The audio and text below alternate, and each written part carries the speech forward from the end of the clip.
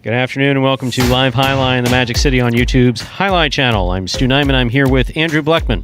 We're pleased to welcome you to this Thursday afternoon performance. We have 9 games for you beginning at 4 p.m. In addition to fast and fun Jai-Alai action, each of today's games offers Win, Plays, Show, Quinella, Exacta, and Trifecta wagering.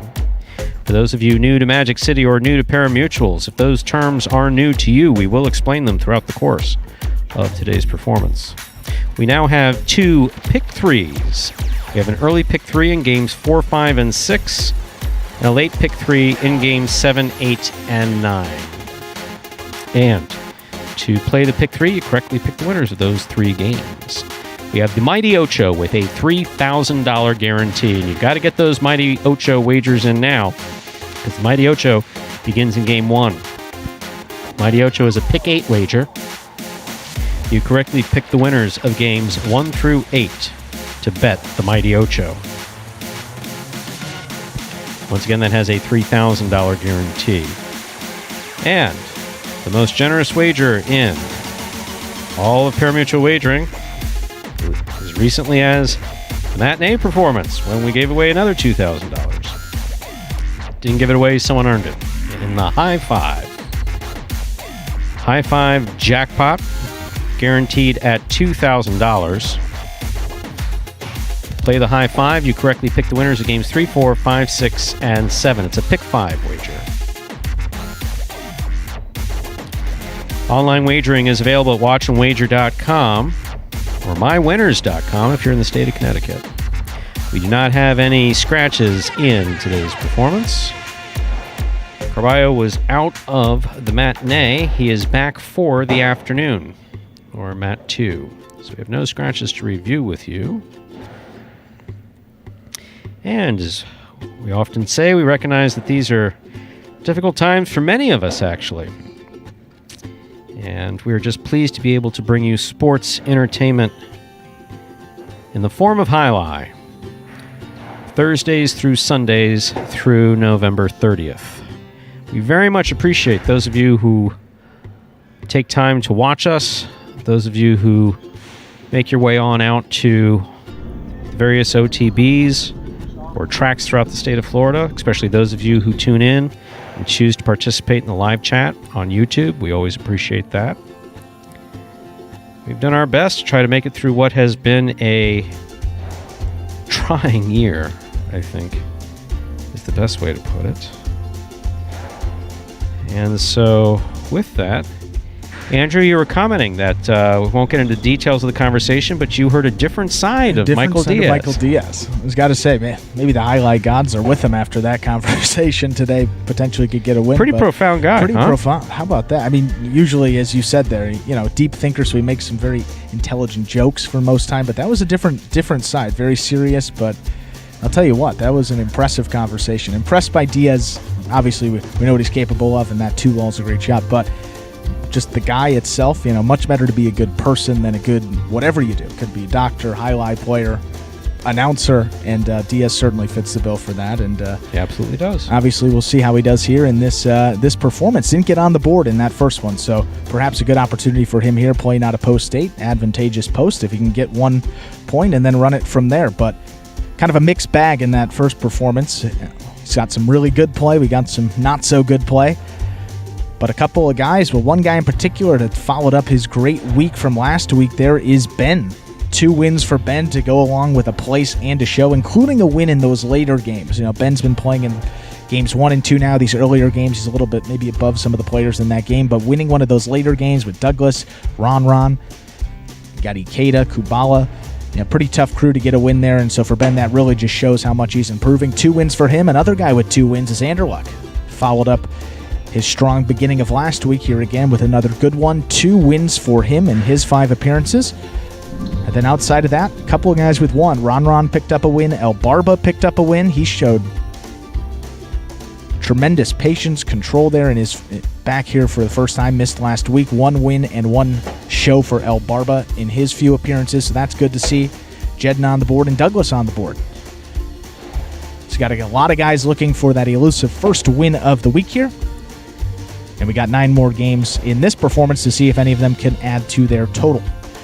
And now with just 4 minutes until we get into that first game, and as we do before the first game of all of our performances, we got a video that will explain the scoring format for the first 8 games of this 9-game performance, and that is Spectacular 7 scoring. Take a look.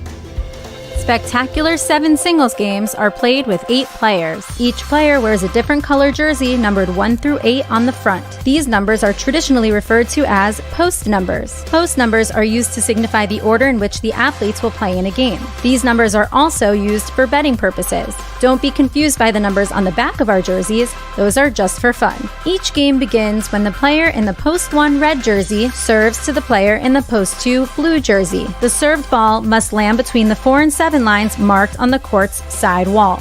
If the ball lands between those lines, the serve is good and play continues until one of those 2 players wins that matchup. The player who loses the matchup exits the court and waits for his next turn at the end of the rotation. It's important to note that every game has 2 rounds. The first 7 matchups in a game make up round 1. Each matchup in round 1 is worth 1 point. Round 2 refers to all matchups that take place after the 7th and final matchup of round 1. The number of matchups in round 2 varies from game to game. And in round 2, each matchup is worth 2 points. The first player to earn 7 points wins the game. And game number 1 is now 3 minutes away. We are scratch-free in this performance. That's always good news. Carballo will be back in the afternoon program, as was noted earlier by Stu before the first performance and also in Fantasy Jai-Alai. So if you had Carballo or the team of Carballo and Diaz, that is why you didn't receive any points for that team, Carballo and Diaz, because he is back in this performance and will be playing with his assigned partner. We have 2 minutes to go until we begin Game 1 and begin the Mighty Ocho. Game 1 and the Mighty Ocho both now just 2 minutes away.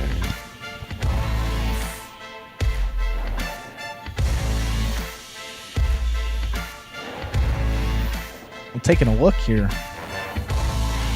About to prognosticate? Taking a look in Game 1. We didn't do it the last time, so perhaps get some positive momentum rolling with a good bagel and locks pick here. God, Tennessee out of the 1 struggled in that earlier performance here. No in the money finishes. He actually had a couple extra games as a substitute for Carballo as a scratch, but still couldn't get on the board. You got to think he's a good bet. El Barba, we talked about him, played really well. Missed all of last week, came back just a totally different player, catching well, very composed out there, and that's the difference in his game. Got a win and a show. Gonna go down the line here. Gonna look at number 22, Bueno. He's been all over the board, been playing much better this week. He's got post 6, which better than the 5 or the 7. Not the greatest post, but I think he's going to get there and perhaps may run it out of this 6 post. If he can get through that crew, you got Jed in there, you got Ben. Those points double pretty quickly, so we'll see if he can do it here. That's the prediction. Game 1, Bueno.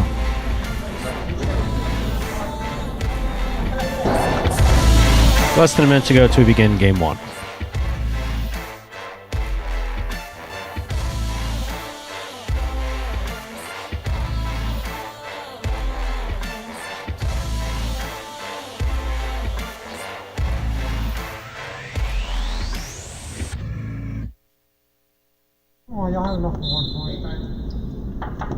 Ready to begin Game 1. It's a spectacular 7 singles match. If you play to 7 points, points will double after the first round of play. Serving in the red shirt at post 1, we have Tennessee. Receiving in the blue at post 2 is Fred.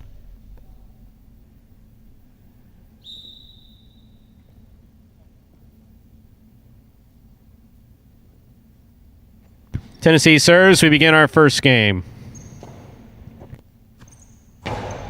Strong backhand throw by Fred. Rebote left side by Tennessee. Catch by Tennessee. Tennessee looking to play picada, the big bounce. Brought down by Fred at the 12 line. Chula will score for Fred, point 2. Now receiving the white shirt of post 3. In this matchup, Fred serves to Juice.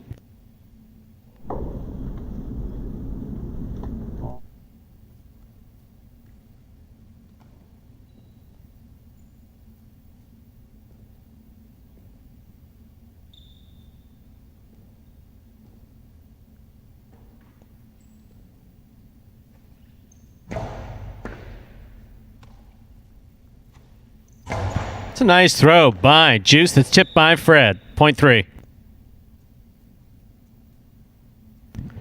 That'll bring to the court the green shirt of post 4, now receiving El Barba.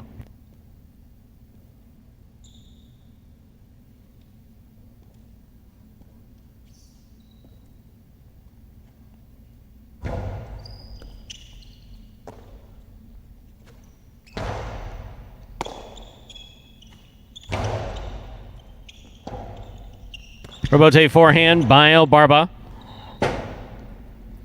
Juice missed the rebote at the 9 line. Point 4.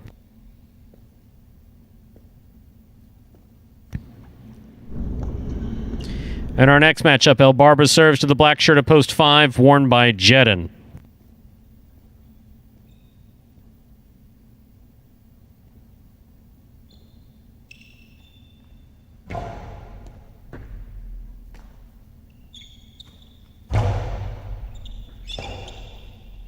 Rebote left side by El Barba. Jedin's there.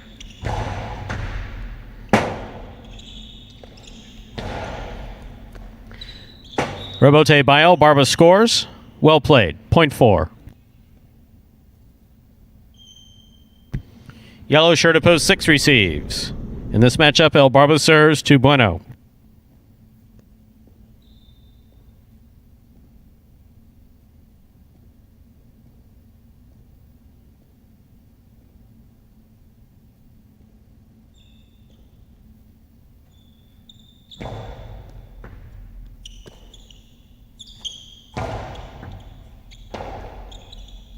Rebote left side by El Barba. Well played. Throw by Bueno to the inside will score. Point 6.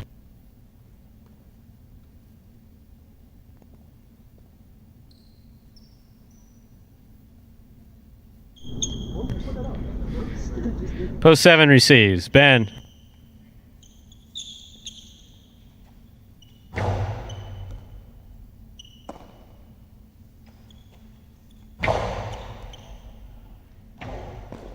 Good effort by Bueno.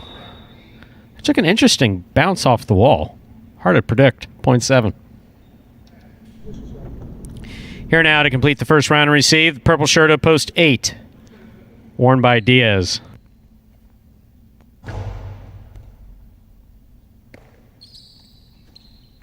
It's a good forehand throw by Diaz.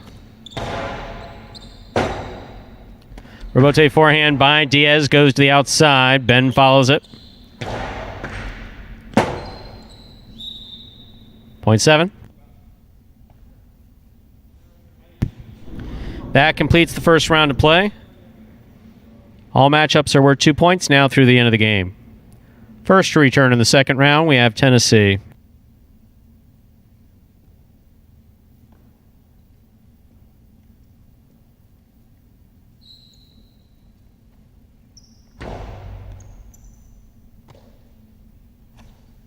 Powerful backhand by Tennessee. Rebote left side by Ben. Tennessee on the right side. Hard throw. Point 1.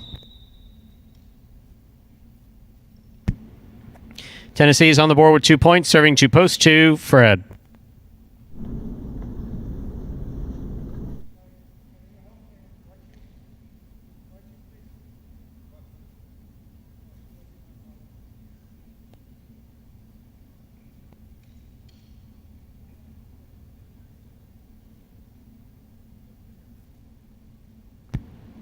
And slight delay while Tennessee's having his shoe tied.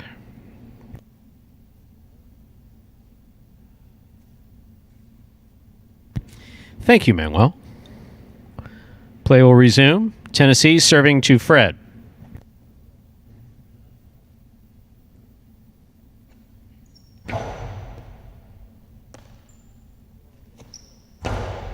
Powerful backhand by Fred. Tennessee hangs in there. Tejada Rebote gonna score. Point 1. Tennessee has 4 points. In our next matchup, he serves to Juice, wearing the white shirt at post 3.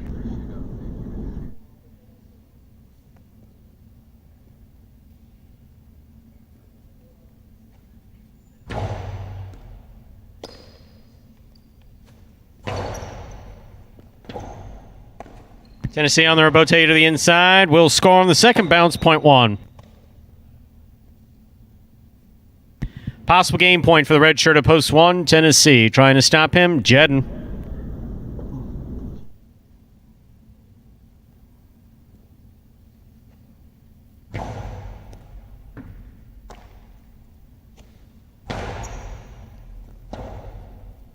Rebote forehand. Well thrown by Tennessee. Good catch on the forehand of Jedden.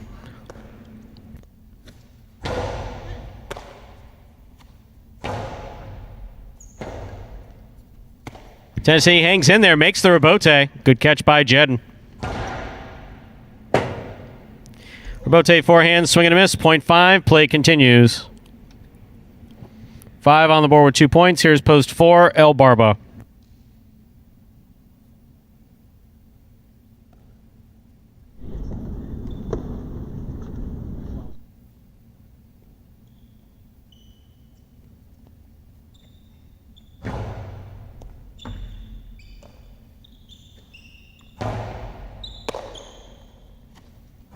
Big backhand by Jedden.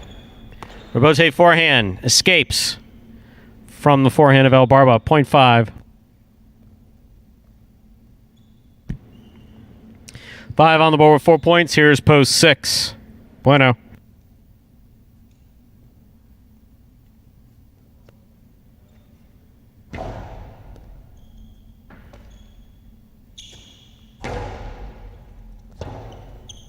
Rebote left side. There's a nice save by Jedden. Good catch by Bueno.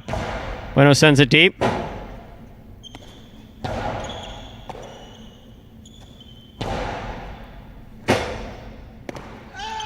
Jedden missed the rebote. Point 6. 6 on the board with 3 points. Here's post 8, Diaz.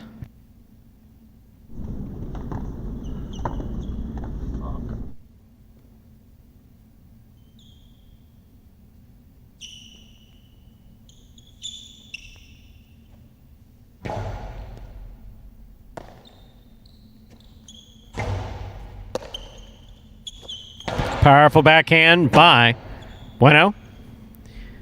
Forehand escapes from Diaz. Point 6.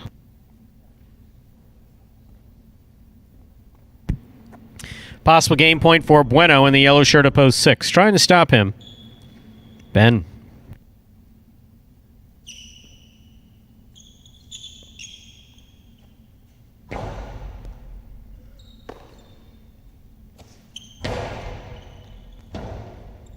Rebote forehand by Bueno. Catch by Ben. Good legs to get to it. Hard throw to the inside. Bueno makes a fine catch at the 8 line. Rebote left side by Ben. Catch by Bueno. Hard throw by Bueno. Rebote left side. It's 2-all. Does not open up.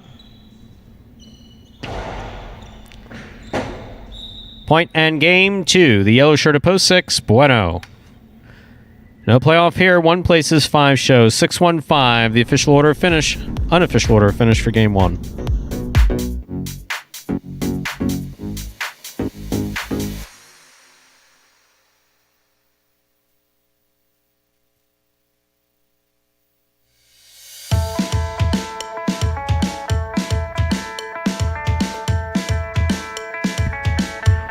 Results are official. Coming in first, post 6, Bueno. Taking second, post 1, Tennessee. Coming in third, post 5, Jedden. 6-1-5 is the official order of finish for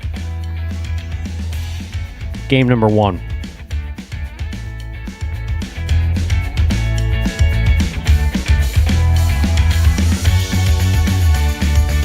There are your prices. Game 1, $2 quinella. That's first and second in any order. 1-6, $30. Trifecta, 6-1-5, $70.60. Up next, Game 2. A spectacular 7 singles match. Play to 7 points. Points double after the first round of play. No scratches in Game 2, and post time is 7 minutes away. Good luck.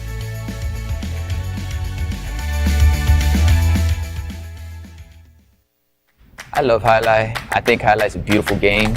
My favorite part of playing Jai-Alai would be that I get to compete. I get to come into a facility with other competitors that are trying their hardest. I get to come out here and try my hardest. Win or lose, you feel a sense of accomplishment at the end of the day after coming in and giving it your all. My 2020 goal is when you open up the program, it should say Chris Bueno, win percentage 150 or better, and in the money percentage 400 or better.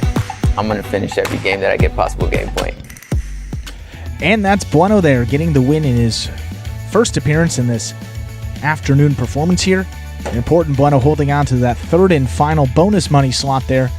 If you're new to Magic City, the singles race is season-long here, so a $15,000 bonus goes to the player as the most singles wins at the end of the year. $10,000 bonus going to the player with the second most, and third most gets $5,000, so that third spot, the all-important third and final spot there. Bueno lengthens his lead over Ben now, who's in fourth place, to 5 games. That is win number 65 on the year for Bueno. Nicely done. And now with 5 minutes to that second game. For those new fans here, maybe joining us for the first time, wondering how exactly the sport is played, we got a video that's going to explain it in simpler terms. How the sport of Jai-Alai is played. Take it away. The main rule of Jai-Alai is simple. Players must catch and return the ball in one fluid motion. Sounds easy enough, right? So how do you win? You can win a matchup simply if your opponent overserves, underserves, or serves the ball out of bounds. On the flip side, your opponent wins the matchup if the serve is so good that you fail to catch and return the ball to the front wall. If your opponent fails to catch the ball before it bounces twice on the ground, or if your opponent's cesta makes contact with the ball but doesn't catch it, then in both of those cases, you win the matchup. You can also win a matchup if the ball bounces around in your opponent's cesta during an attempted catch. This is called juggling, and it's illegal in Jai-Alai. Another way to win a matchup is if your opponent throws the ball and it lands out of bounds on its return from the wall. The overall game strategy for a Jai-Alai player is to make it difficult for an opponent to reach the ball in time or to execute a rebuttal play.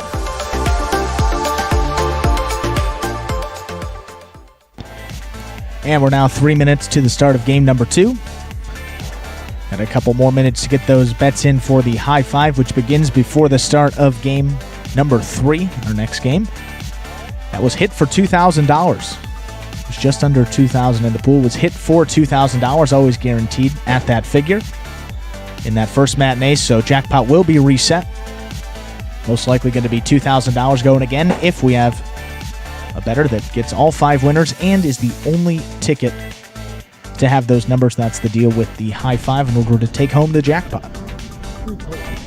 I haven't had updated figures on that in a minute, that high five, but it's been hitting pretty consistently. It was right around 25%, and don't think it's been hitting it under that clip since we had the figure. So still right around 25%, maybe even up over 30% of the time on a pick 5. That's pretty ridiculous, as we've talked about. Over 32,000 to 1 for a pick 5, given all players of equal skill and all that, the Jai-Alai number simulations. But here at Magic City, as we say, it is the most generous wager in all pari-mutuel sports, and that is the reason why it's been hitting almost 3 out of every 10 for something that's supposed to go 1 out of every 32,000 times. I'd say that's a pretty good wager.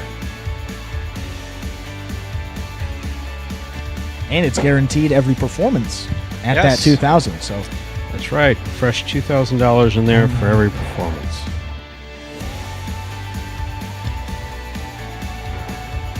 So we prognosticated game 1. So prognosticate game 2. 1 for 1. See, this one's a little more. I thought Tennessee was there. Tennessee, as we said, there no wins, no in the money finishes there in that first performance. So he played much better there. Bueno coming back with points doubling, getting the win. You got Bueno out of post 8. All it takes is a couple points in a row for him to get the win there. El Barba playing well. As we said, Tennessee stuck in a difficult post here.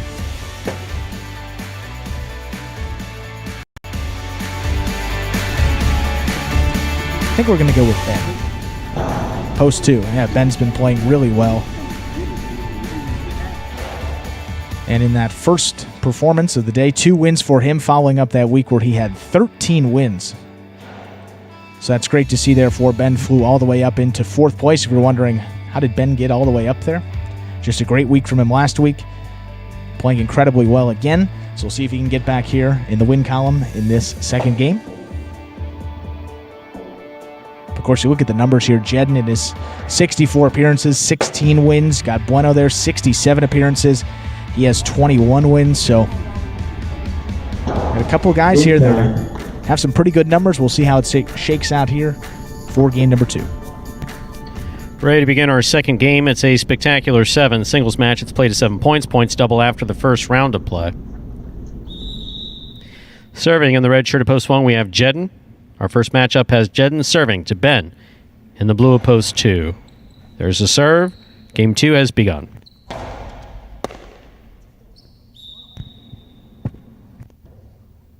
Point 2.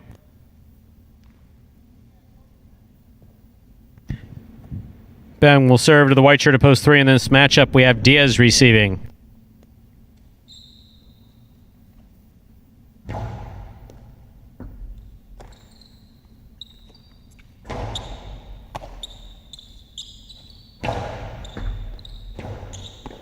Robote coming out hot and hard. Not played on the left side of Diaz. Point 2. Here's the green shirt of post 4. Juice receives.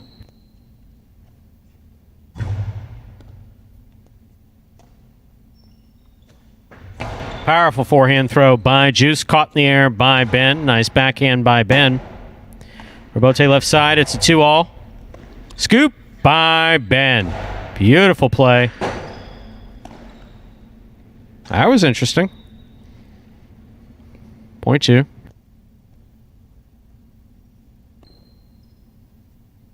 Joe on the board with 3 points. Here's post 5 in the black shirt, El Barba.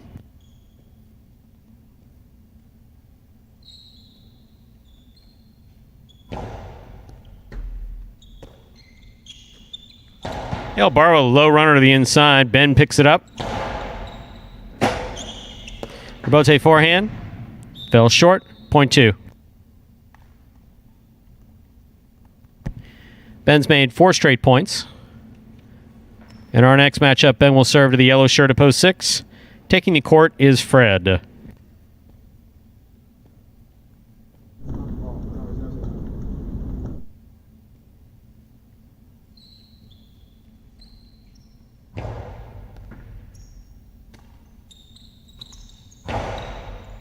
Catch on the forehand of Ben. Point 6.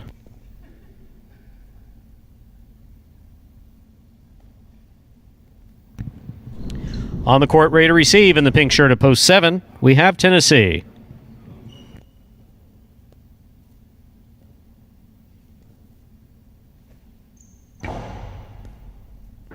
Excellent serve by Fred. Backs Tennessee up. Comes out strong on the left side. Robote forehand by Fred. Catch by Tennessee. Big backhand by Tennessee. Fred's going to look for the Robote on the forehand. He lays it up. It lands in.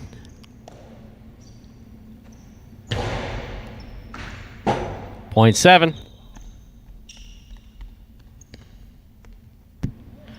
On the court, ready to receive, the purple shirt of post 8, number 22, Bueno.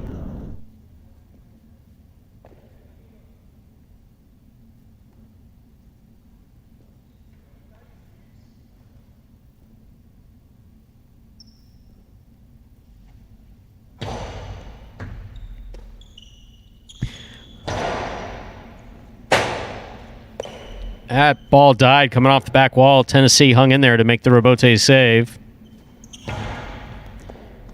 Point 8.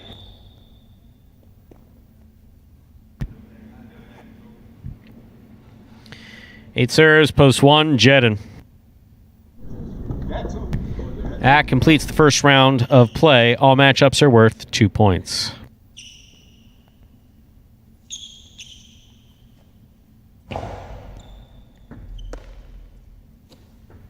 It's a nice backhand by Jedden, nice and strong.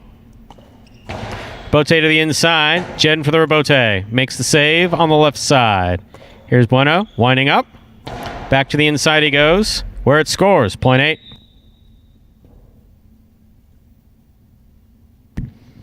On the court, ready to receive, post 3, Diaz.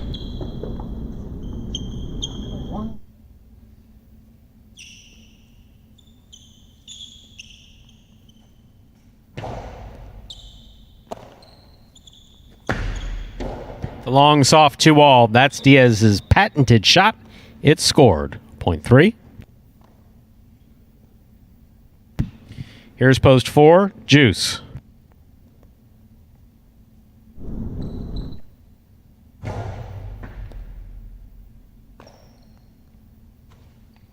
Powerful throw from the forehand of Juice. Diaz on the 2-all. To the inside it goes. Here's Juice. Soft touch by Juice. Scores. Point 4. Back and ready to receive in the black shirt at post 5. This matchup has Juice serving to El Barba.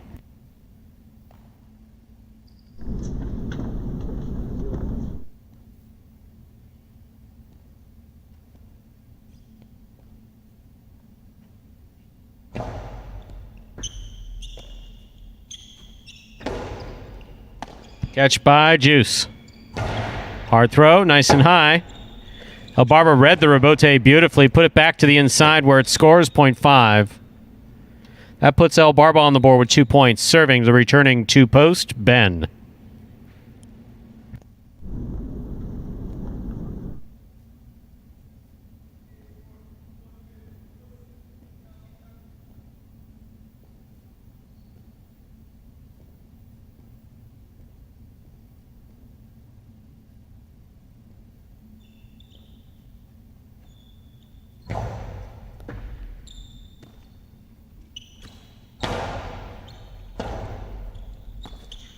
Nice rebote to the outside. Ben makes a great catch. El Barba with a tip ball at the 10 line. Point 2. Possible game point for the blue shirt at post 2. Ben trying to stop him. Fred.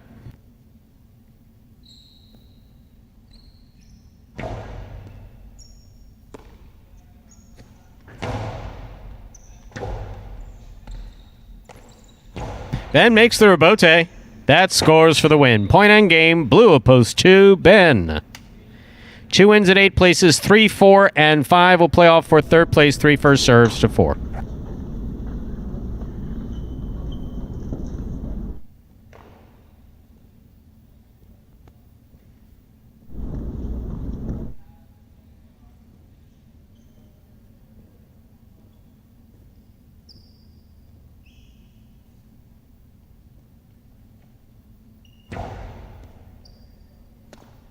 Ball tipped, point 3. The 4 is eliminated. Possible show point for post 3. Diaz trying to stop him. El Barba.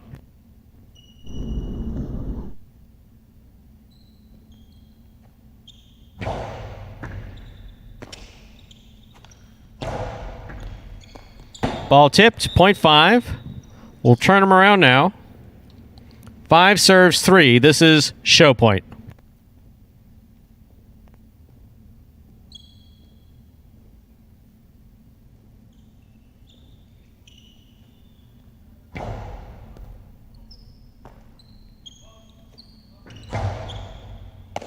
El Barba from midcourt.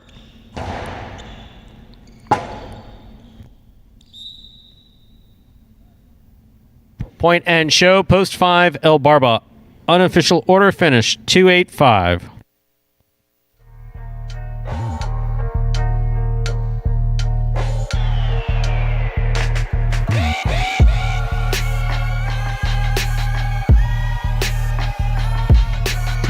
Results from game 2 are official. Coming in first, post 2, Ben. Taking second, post 8, Bueno. Coming in third, post 5, El Barba. 2-8-5 is the official order finish for game number 2. We'll have your prices on the board here in just a moment.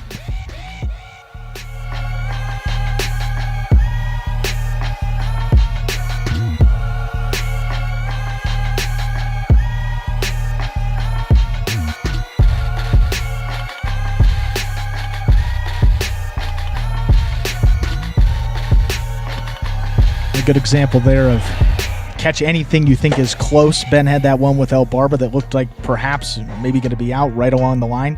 Makes a nice catch over his head, takes it in the air, something we talk about here all the time, and ends up getting the win. Nicely done by Ben. Nope. If you ever, that's what our training dictates. If you're chasing a ball to the line and you think it may land in, or you think it may, just go ahead and make the catch. Yeah. There are your prices from Game 2. The $2 Quinella 2-8, $20.20. Trifecta, that's first, second, and third place finishing, $119.80. Up next, Game 3. A spectacular 7 singles match. Play to 7 points. Points double after the first round of play. Game 3 also begins wagering in the high five. To play the high five jackpot, you correctly pick the winners of Games 3, 4, 5, 6, and 7. And to help you along in that process, there are no scratches in this afternoon's performance.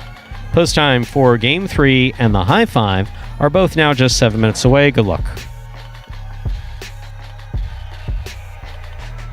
What I'm hoping to accomplish in the 2020 season is to come in top 3 again, both in singles and in doubles. My game plan going into 2020 season is to be as meticulous as possible. I have to find a way to find little subtle things about each and every person on the roster that I can exploit to my advantage. And I can say that because they have to do the same thing. I feel like I got the ability to do it. I've definitely put in the work. Unfortunately, that doesn't always mean success, but that's what I'm going to strive for. So that is the goal, and I think that's everybody's goal because everybody wants to, get in the bonus money. And it is kind of like something to hang your hat on, to be able to say that, hey, I was able to be, a top 3 in singles or a top 3 in doubles. So that's definitely something that I strive for.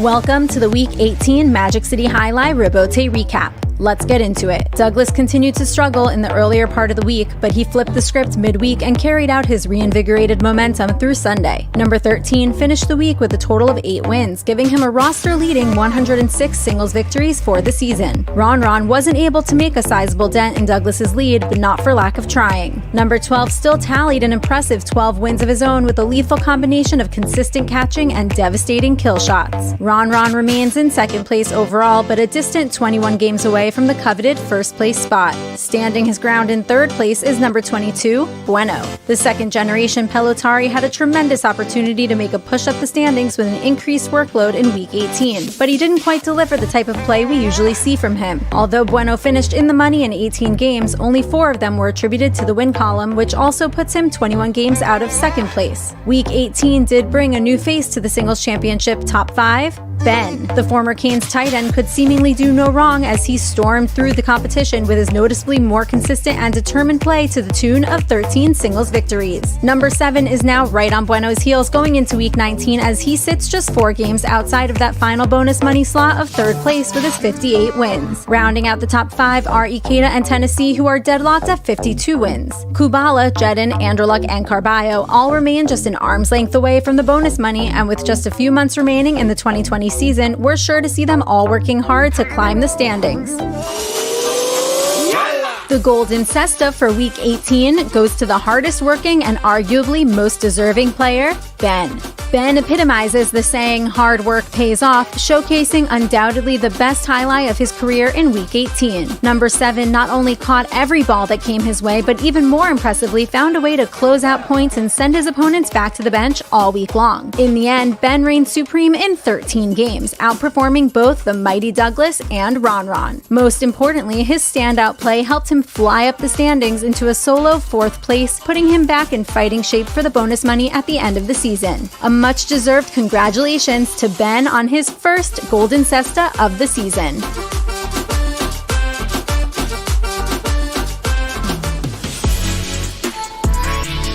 Magic City continued with its one doubles game per performance in Week 18, and once again we saw incredibly fast-paced and high-intensity highlight as these pairings continued to grow more comfortable with one another on the court. The reigning champs, Douglas and Lamonte, followed up their roster-leading performance from Week 17 with an equally impressive effort in Week 18. The formidable duo racked up 3 more victories in a limited slate of games. The only team that came close to matching their output was the newly dubbed super team of Anderlecht and Kubala. This unlikely duo was put together after each of their respective partners suffered injuries. However, they operated like a well-oiled machine, churning out 3 wins with the right combination of communication, consistency, and teamwork.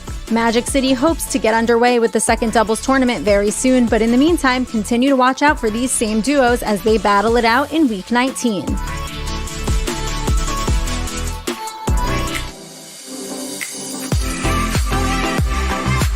Shout out to this week's fantasy winner, Chef Wed. This contestant will receive a Magic City Jai-Alai t-shirt in addition to the full $150 cash prize for its stellar performance in Week 18. Watch our weekly fantasy review on the Instagram page at Jai-Alai Channel for more details on Chef Wed's winning Week 18 lineup. Every week is a new chance to earn points for your fantasy team, so you can always come back to your team or join the league at any time. And remember, the cash prize of $150 sponsored by Magic City Jai-Alai will remain unlocked as long as there are 150 active league members. But that's not all. If we surpass 200 active members, Magic City has agreed to increase the prize money to $200, and it will remain unlocked at that value. Visit fantasyhighlight.com to join the league for free, draft your own fantasy team, and start winning.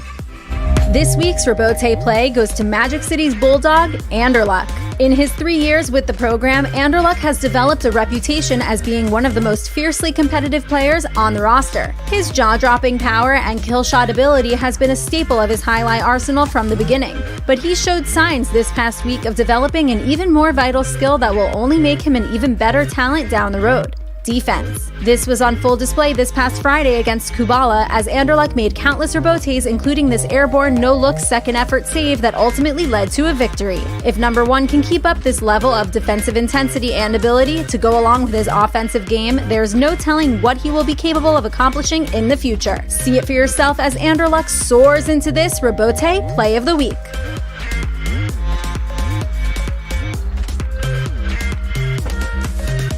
Diving forehand Robote save will keep the ball in play.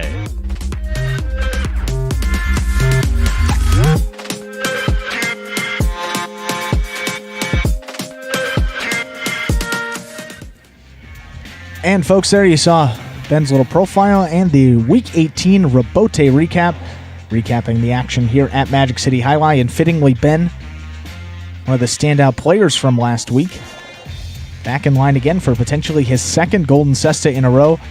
3rd win this week, coming in game number 2. Only guy that has more than 2 wins on the week, so congratulations again to Ben. Playing undoubtedly, not even arguably, undoubtedly the best Jai-Alai of his young career, and only going to get better from this point on. Good to see there for Ben. Flown all the way up in those championship single standings, as we said. That's win number 61, just 4 back of Bueno for that 3rd and final bonus money slot there. And game number 3 is now less than a minute away. Last chance to get those bets in for the high 5. Time to begin our 3rd game. It's a spectacular 7 singles match. It's played to 7 points. Points double after the first round of play. Serving in the red shirt of post 1, we have Fred. Receiving in the blue of post 2 is Jedden.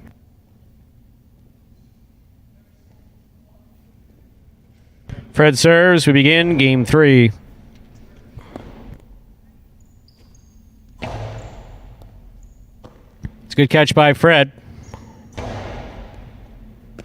Jedden from the 9 line. Back to the inside. Fred dropped it. Point 2. Here's the white shirt of post 3. Diaz receives.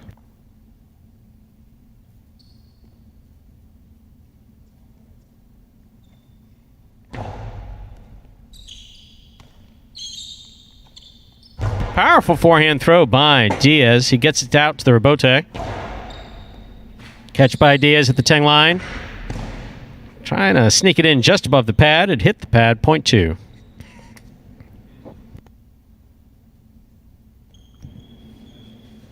Green shirt at post 4 receives. Bueno.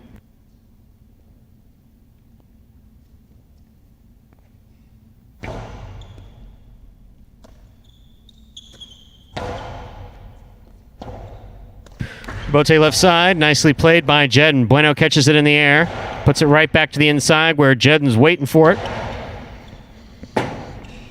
Bueno, Robote save. He turns it into 2-all. It does not cut out, but Jedden makes the catch.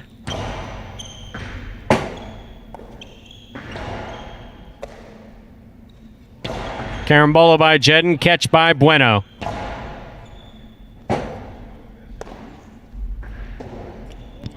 Made enough contact with the wall to score. Point 2.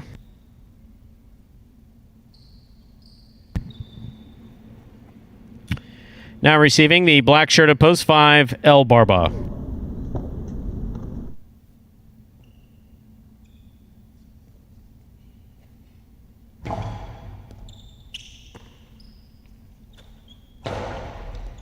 Scoop, missed, point 5.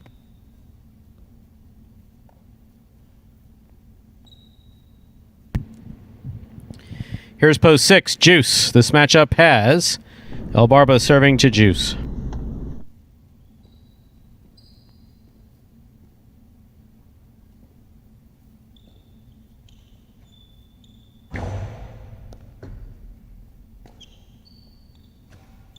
It's a powerful forehand throw by Juice. Nicely played. El Barba on the rebote straight up the inside. Juice, good effort. That hit the overhead screen. Point 5.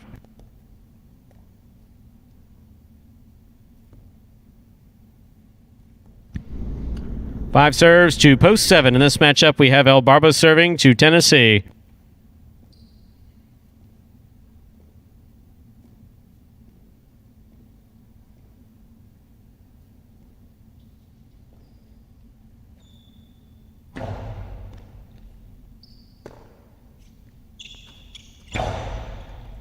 Catch by El Barba. Tennessee from the 11 line. El Barba again.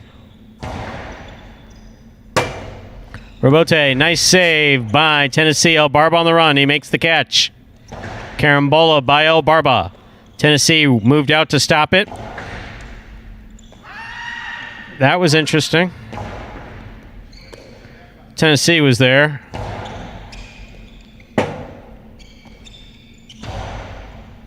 Catch by Tennessee. He's not a target, Tennessee. You throw it where he's not. Point 7.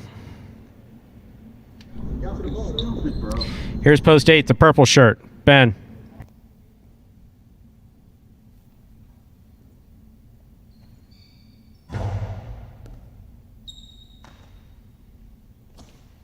Powerful backhand throw by Ben.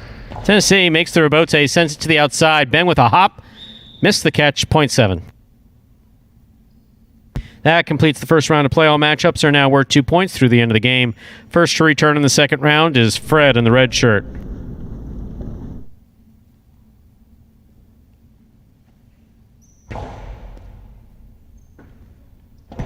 That scores. Point 7.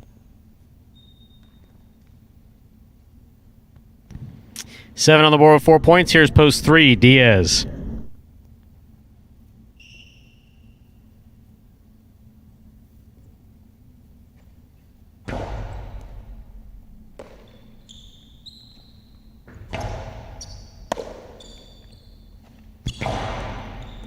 Scoop attempt tipped. Point 7.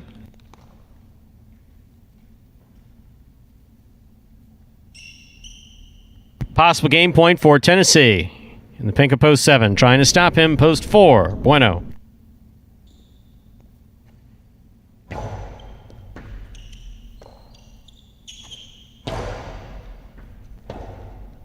Rebote left side by Tennessee. That's a nice rebote. Gets out of the way. Bueno's there. Bueno sent that one to the overhead screen. That is point and a perfect game, ladies and gentlemen, to the pink shirt of post 7, Tennessee. No playoff here. 2 places, 5 shows. Unofficial order finished 7-2-5.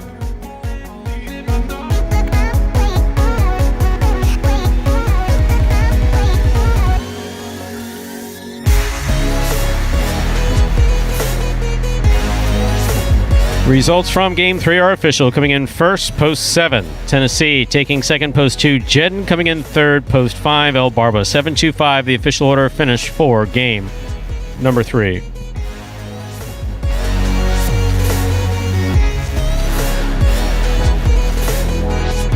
there are your prices. The $2 quinella, that's first and second in any order, 2-7, $30.40. The trifecta, 7-2-5, $220 even. $2 wagered on 7 to win returns $15.40. Up next, ladies and gentlemen, is Game 4. Game 4 is a spectacular 7 singles match. It's played to 7 points. Points double after the first round of play. Game 4 also begins the early pick 3. To play the pick 3, you correctly pick the winners of games 4, 5, and 6. You then have a late pick 3 in games 7, 8, and 9. Post time for game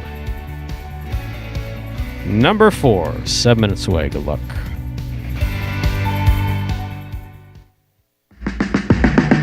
Remind me of Hustle City, man. Everybody got more than one gig. I sell ice cream, rather sell a CD. I have a security company, a beauty salon.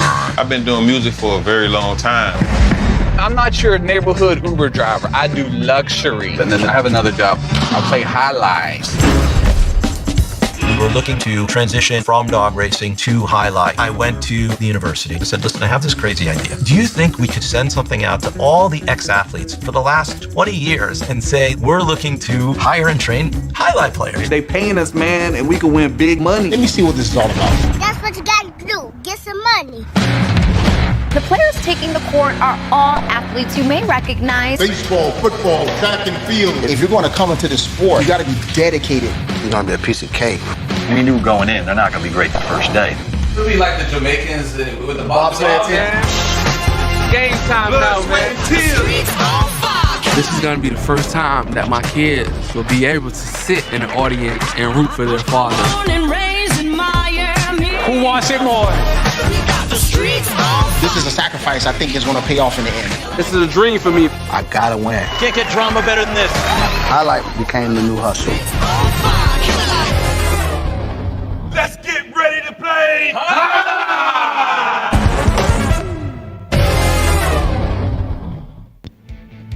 And folks, there was a trailer for the award-winning documentary Magic City Hustle, about the start of the highlight program here at Magic City just a few years ago. If you'd like to watch that for yourself, you can head over to MagicCityCasino.com under the Highlight tab.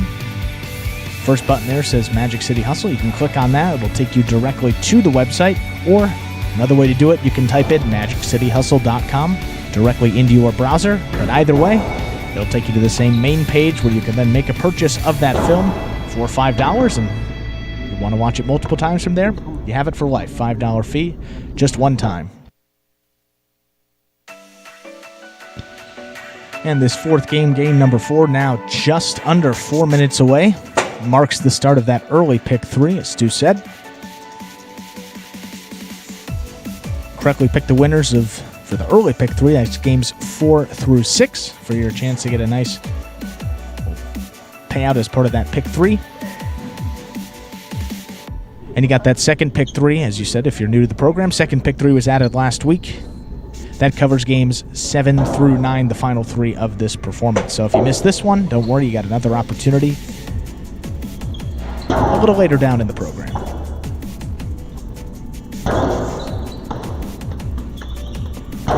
Yeah, we just have 3 minutes to go before the beginning of Game 4 and the early pick 3. I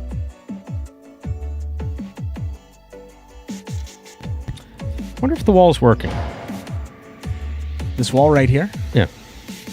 Quieter, isn't it? Feels a little quieter. It does feel a little quieter. We put up we got the glass between us. You know, well, we extended the partition here in the cage. Try to have some behind the back wall where you folks can see. And look, a player's cage is supposed to be, I mean, my favorite player's cage was a Tampa Highlight.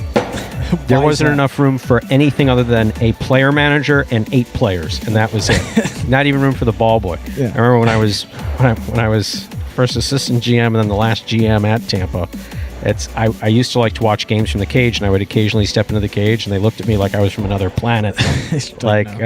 only players, but okay. So, here, the cage was a bit smaller. And then with COVID, we have to have them move around. But it was always exposed to this whole area back here. Sure. So the purpose of the purpose of the player's cage is so that they have an area that they come into and that they focus. They have get the mind right. Absolutely. It's just one player's cage serves one function during games, to keep it orderly, to keep everybody in there. You can't leave without permission. Make sure you're up when you need to be up. So the smaller the player's cage, the better. So it had this one gaping side over here where guys would get distracted, and then I would get distracted if I hear someone, you could babbling nonsense, which they're entitled to do. Sure. But they absolutely are, as long as it's within the rules.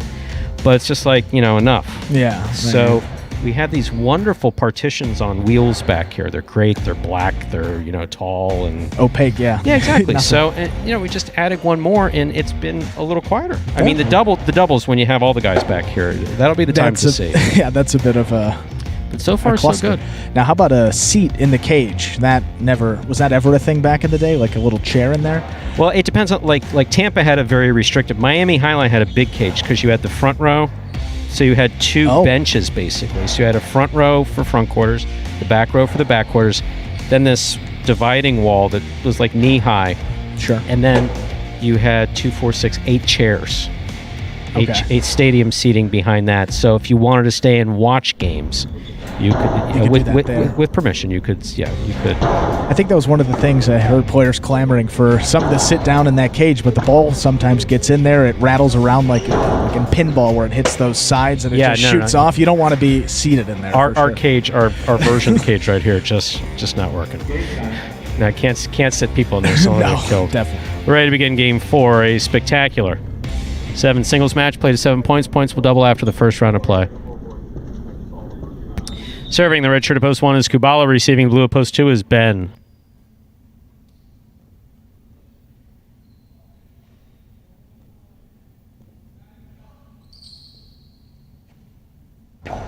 There's the serve. We begin game 4. Rebote left side by Kubala to the inside. Ben turns, make the rebote, fell short, point 1.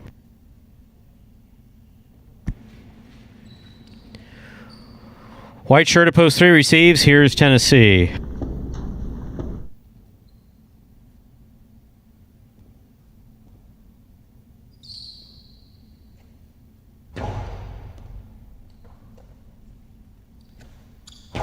Powerful backhand by Tennessee.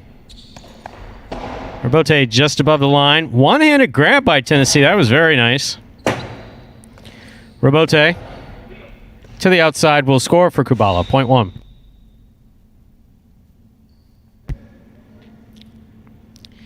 Now receiving the green shirt at post 4, here's Bragley.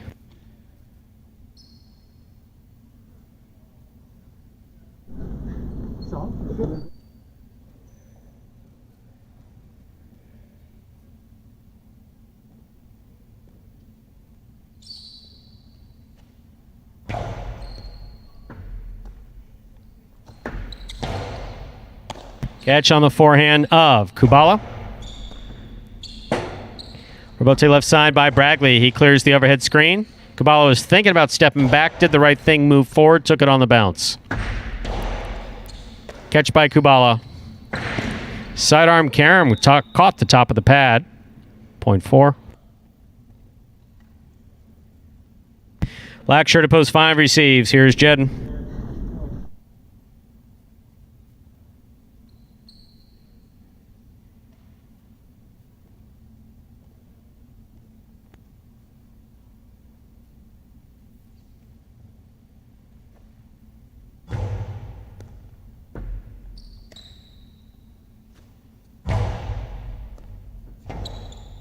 Bote forehand by Bragley. Catch by Jedden. Hard throw to the inside.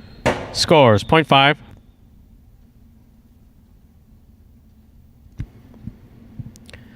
On the court, ready to receive. In this matchup, we have Jedden serving to Carballo.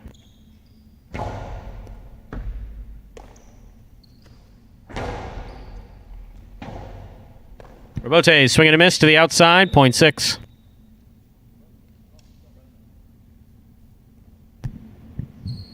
In our next matchup, Carballo serves to the pink shirt of post 7 worn by Anderluck.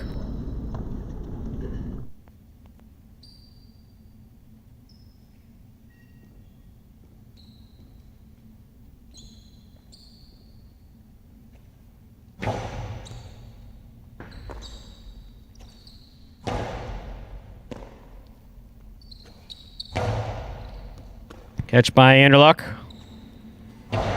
Pika. Stopped on the forehand, but not held on to by Carballo, 0.7. Here now to complete the first round and receive, wearing the purple shirt of post 8, is Ikeda.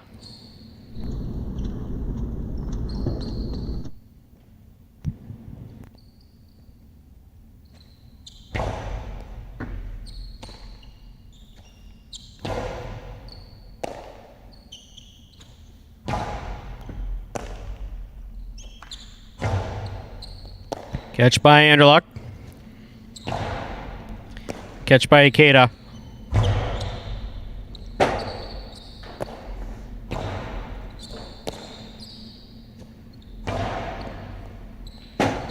Robote left side.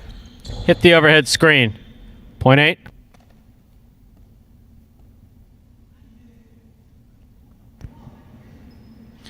Here's post 2, Ben.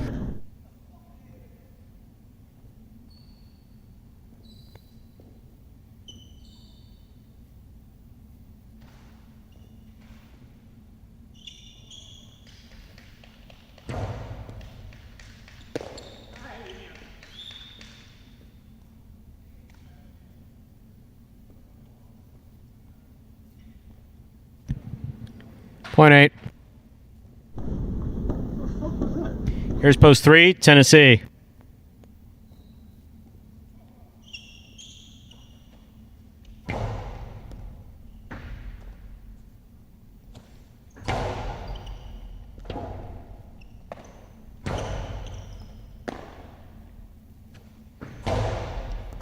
Scoop attempt missed. 0.3. Here's post 1. Kubala. That completes the first round of play. Actually, first round's been complete.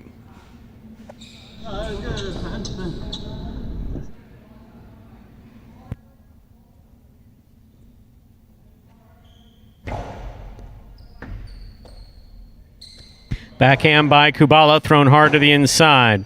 Robote forehand by Tennessee, clears the overhead screen, picked off on the left side of Kubala. 2-all by Tennessee. 0.1. One on the board with 4 points, serving 2 post 4. Here's Brackley.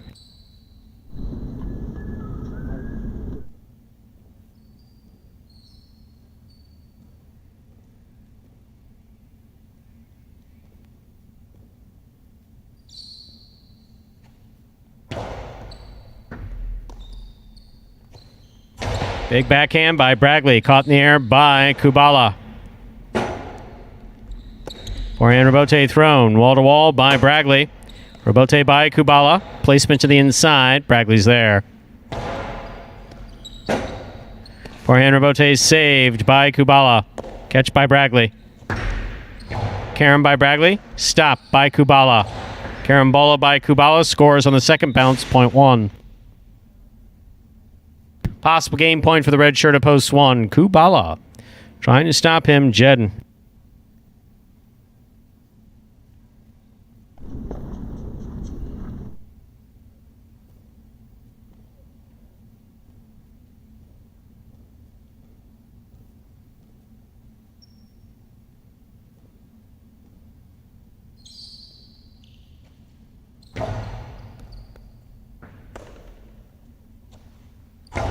Powerful backhand. That's a beautiful reverse thrown by Jedden.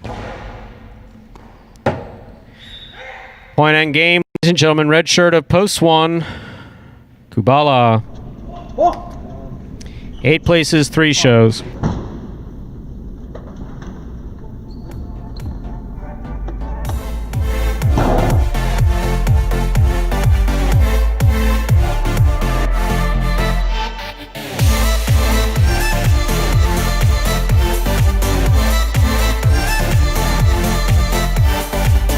Results from Game 4 are official. Coming in first, post 1, Kubala. Taking second, post 8, Ikeda. Coming in third, post 3, Tennessee. 1-8-3, the official order finish for Game 4.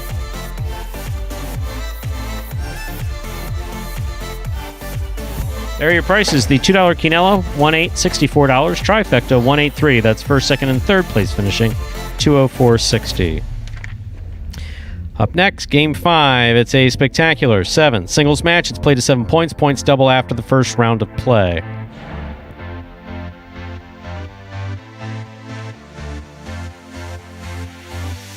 No scratches in our 5th game. Post time for Game 5 is 7 minutes away. Good luck.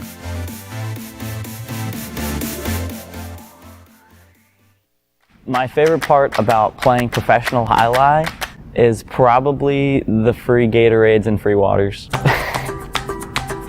My favorite part about being a professional Jai-Alai player, when I play, my mind is so clear. It's really the only time that I'm able to focus on just one thing.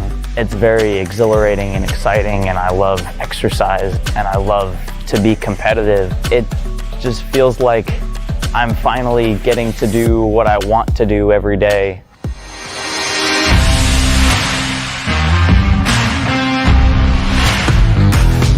Congratulations to this week's Fantasy Jai-Alai winner, Chef Wed. Chef Wed came back to win on the final day of the week with a total of 196 points from the roster of singles players Ron, Ben, and Juice, and doubles pairing Anderluck and Kubala. The comeback was due in large part to the outstanding play by Ron and Ben, who both ended up in the top 3 for total points scored amongst the roster. Ron added 12 victories, including 3 crucial ones on Sunday, to total 74 fantasy points in Week 18. Number 12 far exceeded the output of the other $9 player, Bueno. Ben, however, was certainly the difference maker for this entry, collecting a roster-high 13 wins to go along with 2 places and 7 shows for a whopping total of 85 points. As a $7 price tag, the former Canes tight end outscored all 4 of the other higher or equally priced players, including Douglas at $11 and Ikeda at $7. After already spending a significant bulk of the budget on 2 players, Chef Wed tried to find a good value pick among the cheaper players and did just that with the selection of Juice at $2. Number 10 responded with his best performance since Week 13, tallying 2 wins, a place, and 3 shows to add up to 19 points.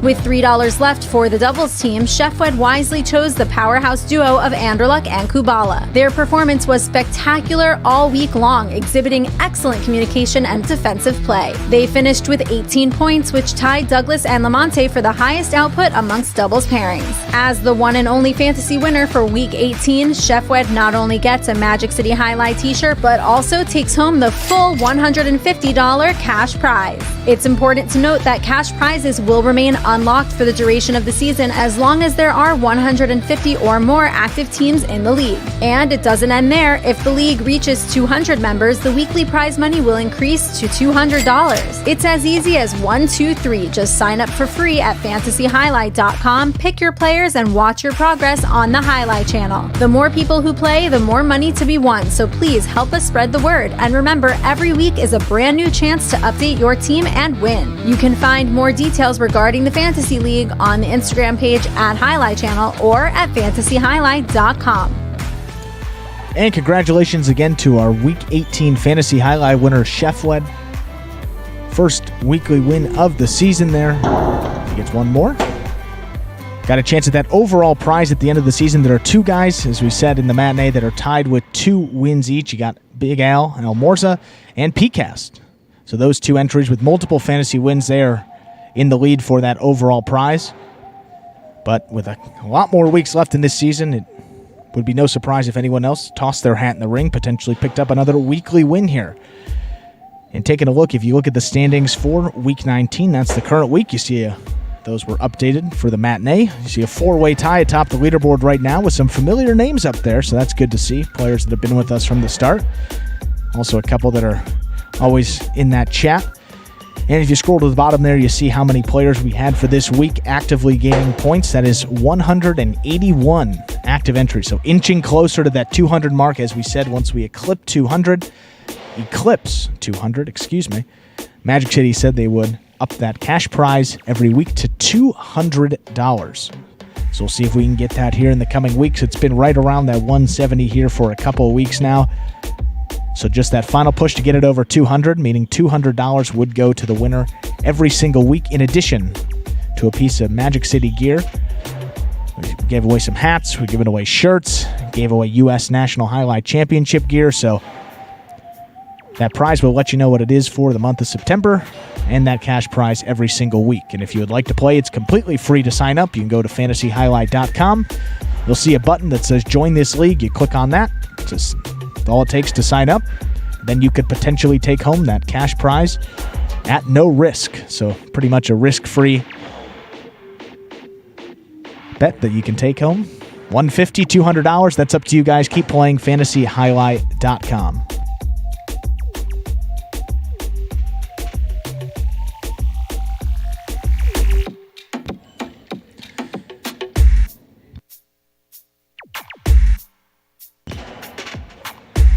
And quick question about how many weeks is the fantasy meet forwarded to us from the Highlight Channel. Every week we have Highlight here. We will be having the Fantasy Highlight at fantasyhighlight.com.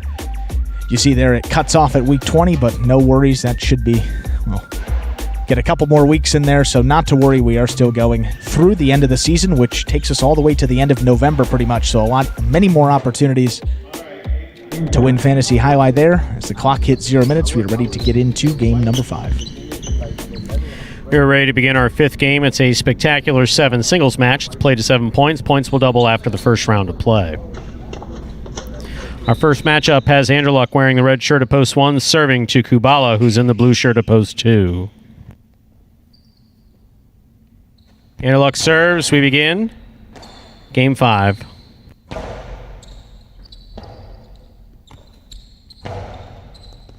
Good catch by Kubala at the side wall.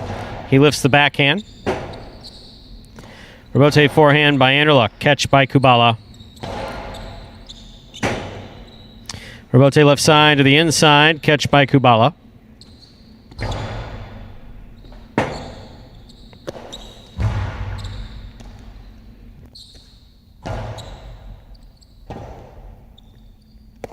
Rebote forehand by Anderluck.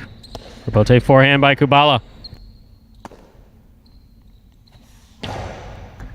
Low and hard, scores 4. Anderluck, point 1.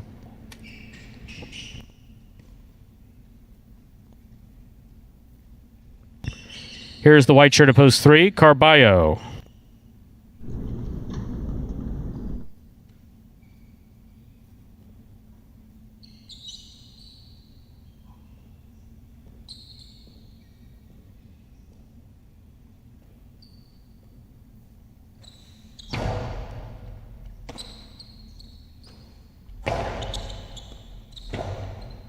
Rebote left side. It's a 2-all. It's off the court. Point 3.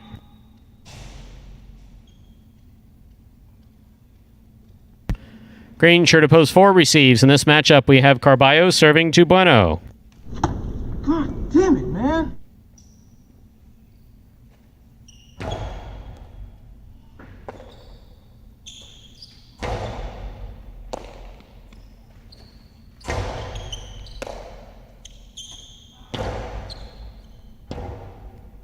Rebote forehand by Carballo. Scores. Point 3.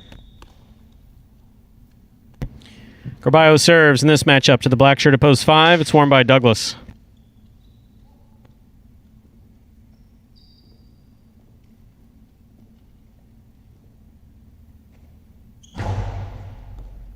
That's an overserve. Ball's got to land between the 4 and 7 line on a serve. That went well past the 7.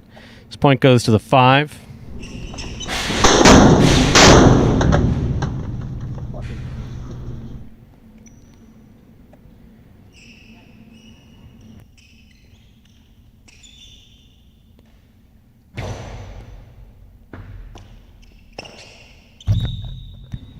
Point 5.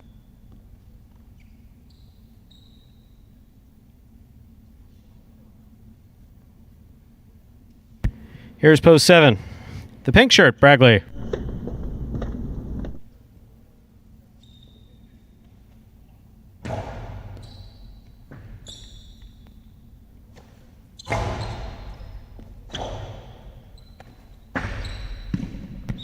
0.7.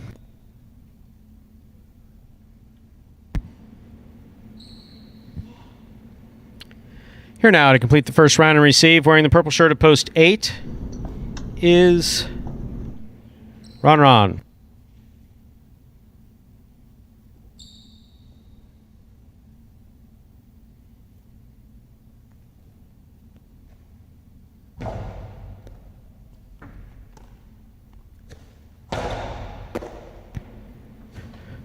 Bragley with a strong forehand. Ron, Robote to the inside. Nope. 0.8.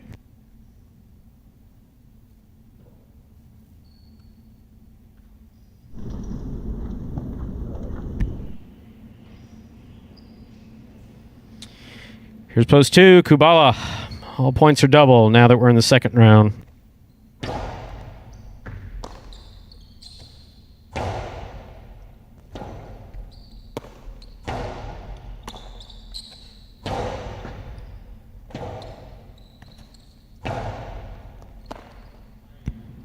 Point 8.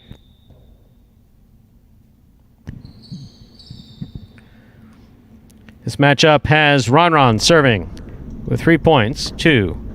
Red shirt at post 1, Anderluck.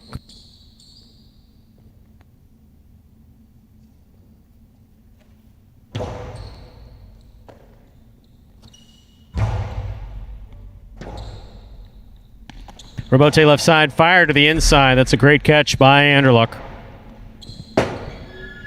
Robote left side, caught in the air by Anderluck. He goes deep.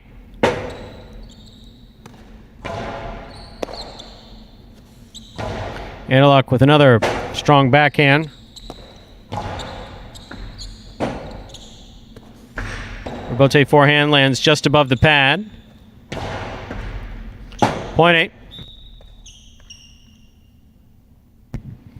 Straight points to a possible game point for the purple shirt at post 8. Ron trying to stop him. Post 4, Bueno. Okay.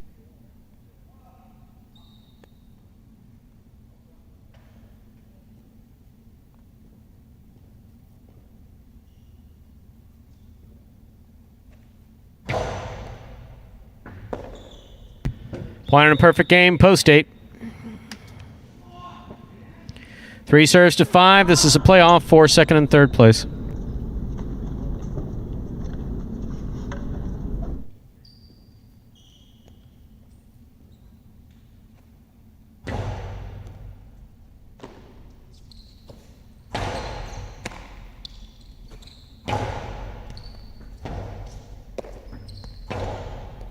Catch by Carballo. 2-all. Scores.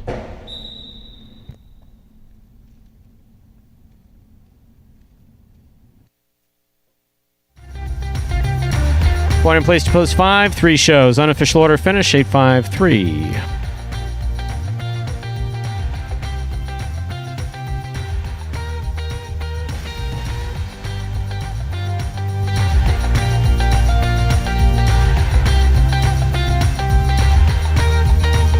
Results from game number 5 are official. Coming in first, post 8. Ron taking second, post 5. Douglas coming in third, post 3. Carballo, 8-5-3 is the official order finish for game 5. Have your prices up in a moment.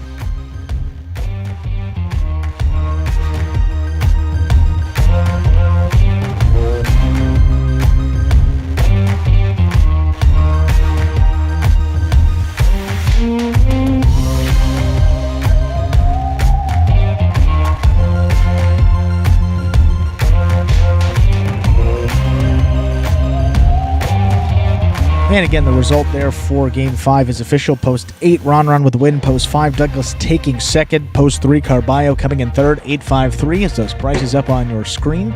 Public all over the Quinella there. 5-8, 8-5, 16.60 off of $2. $2 try, 8-5-3, 666.60. Makes sense there with Ron, Douglas, any combination of the two, 1-2. It's been paying out. Similar prices all day. And coming up next, we have game number 6, game 6, another spectacular 7 singles match. We're going up to 7 points, all points doubling after all those matchups there in the first round of play. Game 6 marks the start. The end. The end of that early pick 3. You'll see those will pays up here in a second. And post time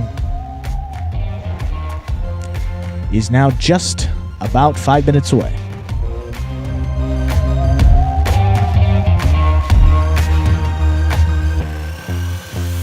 And with a couple minutes to go to take us up to the start of that 6th game, in case we have any new fans that may be joining us here late in the program, missed this explanation video at the top of it, well, here it is again to explain in simpler terms how Jai-Alai is played. The main rule of Jai-Alai is simple. Players must catch and return the ball in one fluid motion. Sounds easy enough, right? So how do you win? You can win a matchup simply if your opponent overserves, underserves, or serves the ball out of bounds. On the flip side, your opponent wins the matchup if the serve is so good that you fail to catch and return the ball to the front wall. If your opponent fails to catch the ball before it bounces twice on the ground, or if your opponent's cesta makes contact with the ball but doesn't catch it, then in both of those cases, you win the matchup. You can also win a matchup if the ball bounces around in your opponent's cesta during an attempted catch. This is called juggling, and it's illegal in Jai-Alai. Another way to win a matchup is if your opponent throws the ball and it lands out of bounds on its return from the wall. The overall game strategy for a Jai-Alai player is to make it difficult for an opponent to reach the ball in time or to execute a rebuttal play.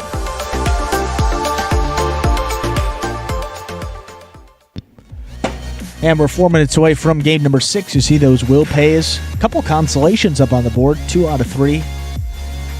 For the 2 and the 8, that's Jedden and Ikeda.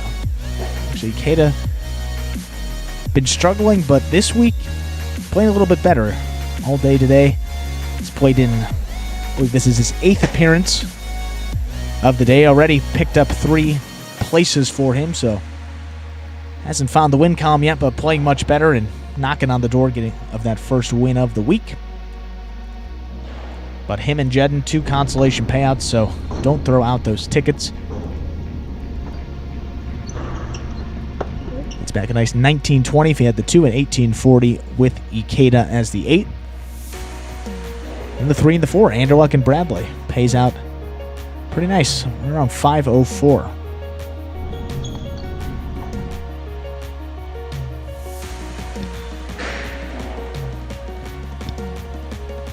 And Ron there for picking up the win in game number 5. 2nd win on the week. Him and Anderluck with 2 wins. Ben, the lead for that golden cesta still.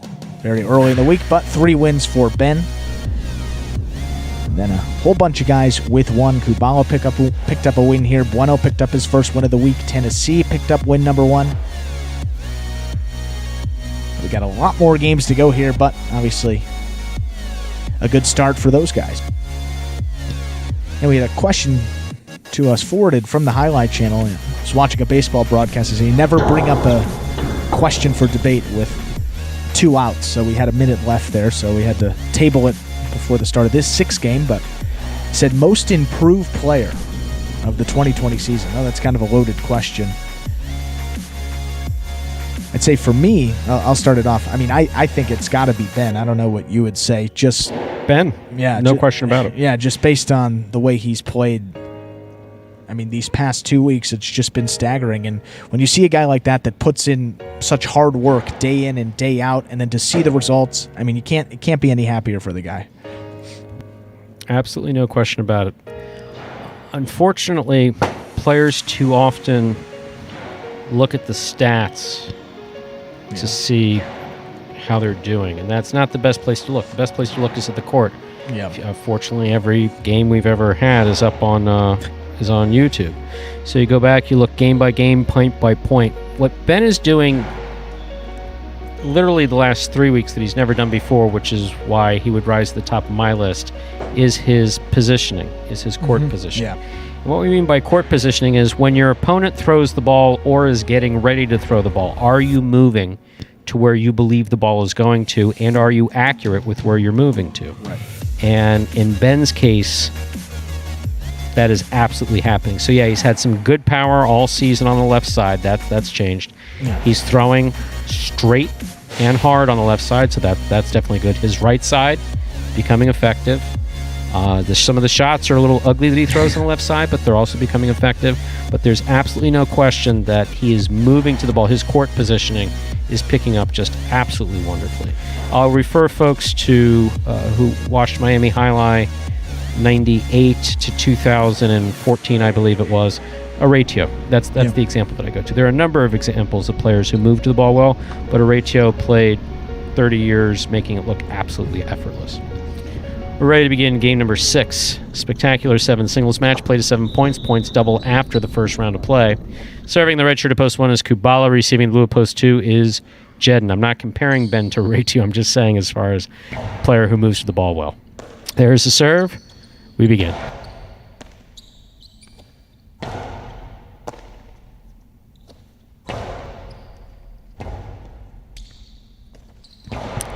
Kubala hung in there to make the rebote, backpedaling all the way, turned it, scores, point 1. Kubala's first, up on the board. Here is the white shirt at post 3, Anderluck.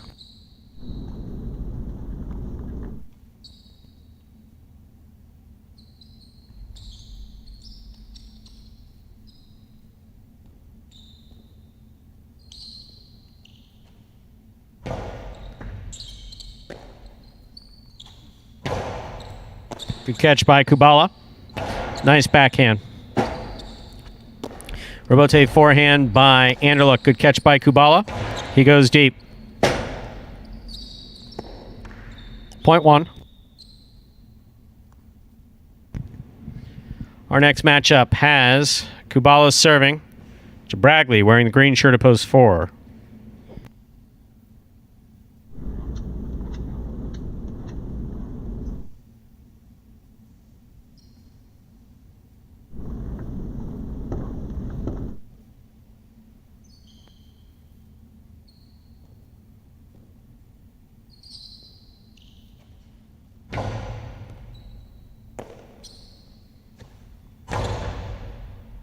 That ball touched the overhead screen. That's out of play. Point 1.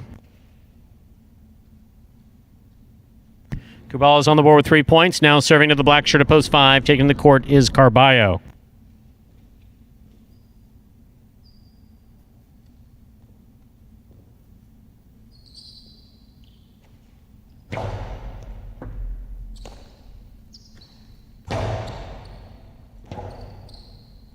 Rebote forehand, swing and a miss, point 5.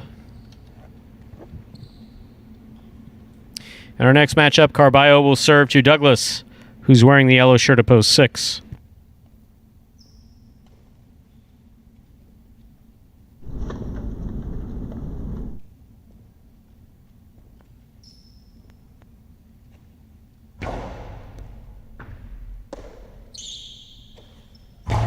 Powerful forehand by Douglas, passes to the rebote. Backhand. Carballo sets. Forehand rebote. Rebote left side by Douglas. Big bounce goes up. Brought down by Carballo. Carballo just wings it at the front wall. Douglas to the inside. One-handed grab by Carballo. Carballo goes deep. Lands in and scores. Point 6.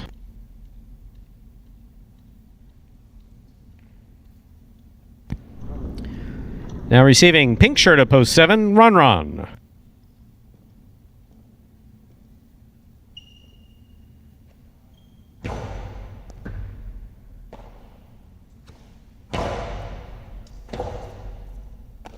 Rebote left side to the outside. Ron's on it. He's going to throw it low and hard to the inside.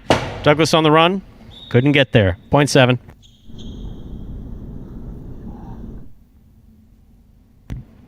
Here now to complete the first round and receive, wearing the purple shirt at post 8, is Ikeda.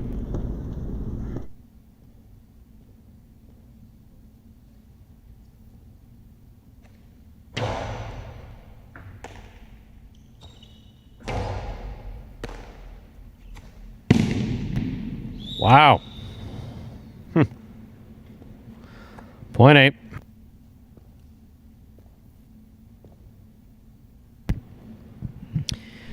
That completes the first round of play. All matchups are worth 2 points. Here's post 2, Jed.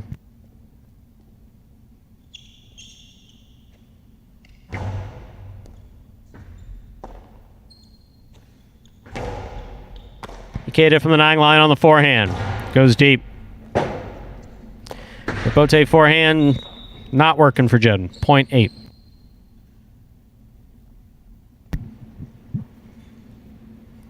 Ikeda's on the board with 3 points, serving to the 3 post. In this matchup, we have Ikeda serving to Anderluck.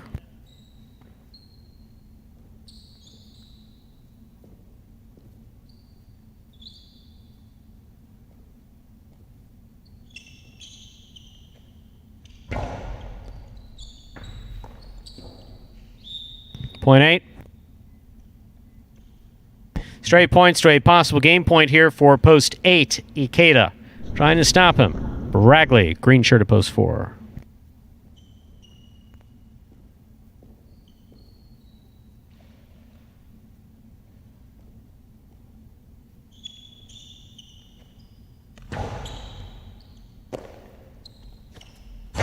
Forehand throw by Bragley. Ikeda. Big bounce to the outside. Bragley brings it in at the 10 line. Sends it deep. Ikeda looks to take it on the bounce. That's a good catch. That forehand got away from him. 0.4. Play continues. Bragley's on the board with 2 points. In this matchup, he serves the returning 1 post, Kubala.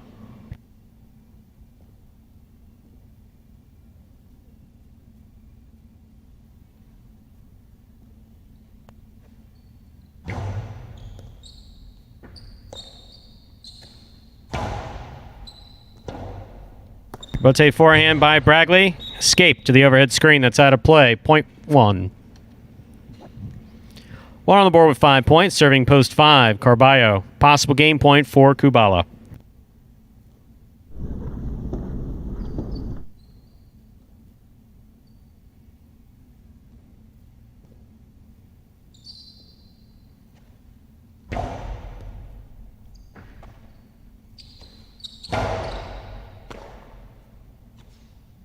Caught out of the big bounce. Carballo goes up and gets it.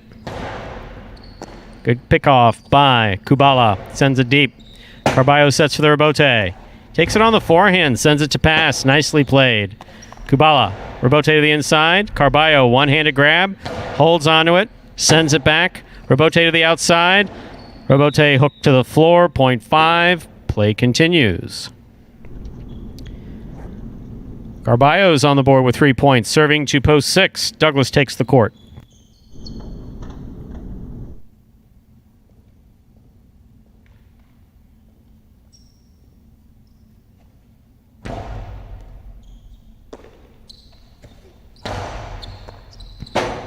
Ball tipped.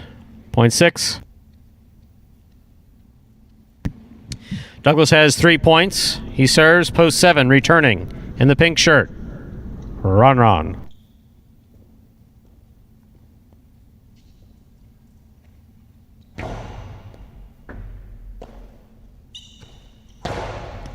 Catch by Douglas. He goes deep.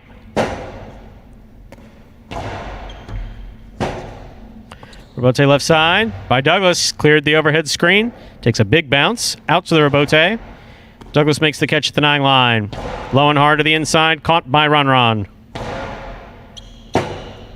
Rebote left side. Got the side ball. Interference. The point will be replayed.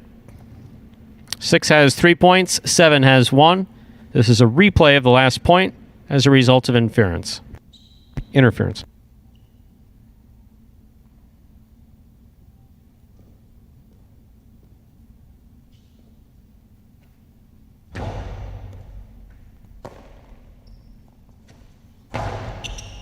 Catch by Douglas. Powerful backhand. Rebote comes midcourt. Swing and a miss on the rebote by Ron. 0.6. Possible game point for the yellow shirt at post 6. Douglas trying to stop him. Jedin.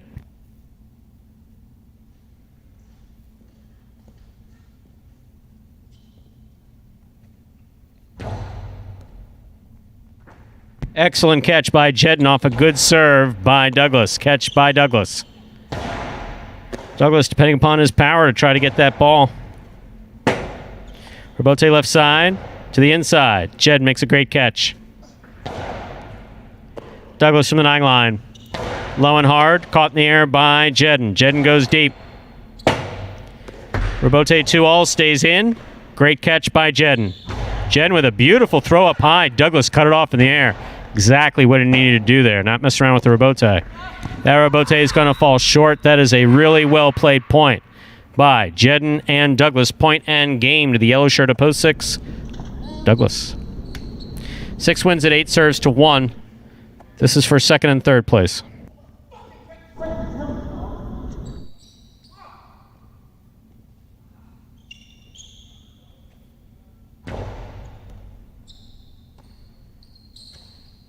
Powerful backhand throw by Kubala. Catch almost made. Point and a second place finish for Ikeda. Kubala comes in third. Unofficial order finish 6-8-1.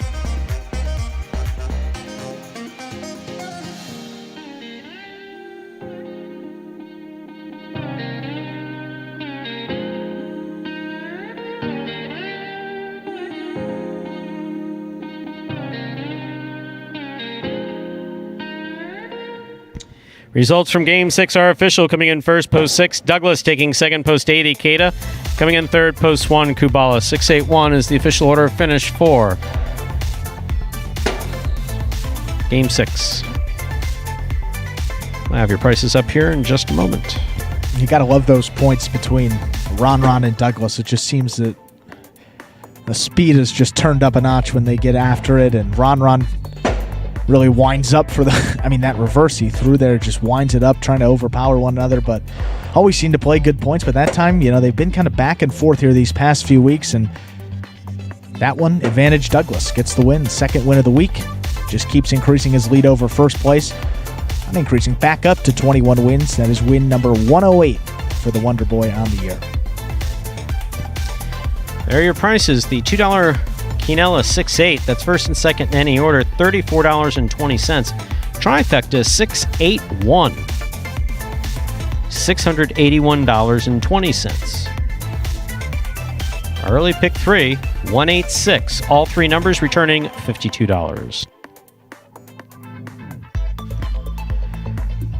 3 games left in this afternoon's performance, ladies and gentlemen. Games 7, 8, and 9. A doubles game, a 7-point singles game, and a 9-point singles game. Up next is game number 7. It's a spectacular 7 doubles match. It's only 7 posts playing in the 7th game. No scratches in game 7. And it closes out the high 5. And, oh my, yes, there was some tickets alive when I glanced up there just a moment ago. 1, 2, 4... 1, 2, 4, and 6.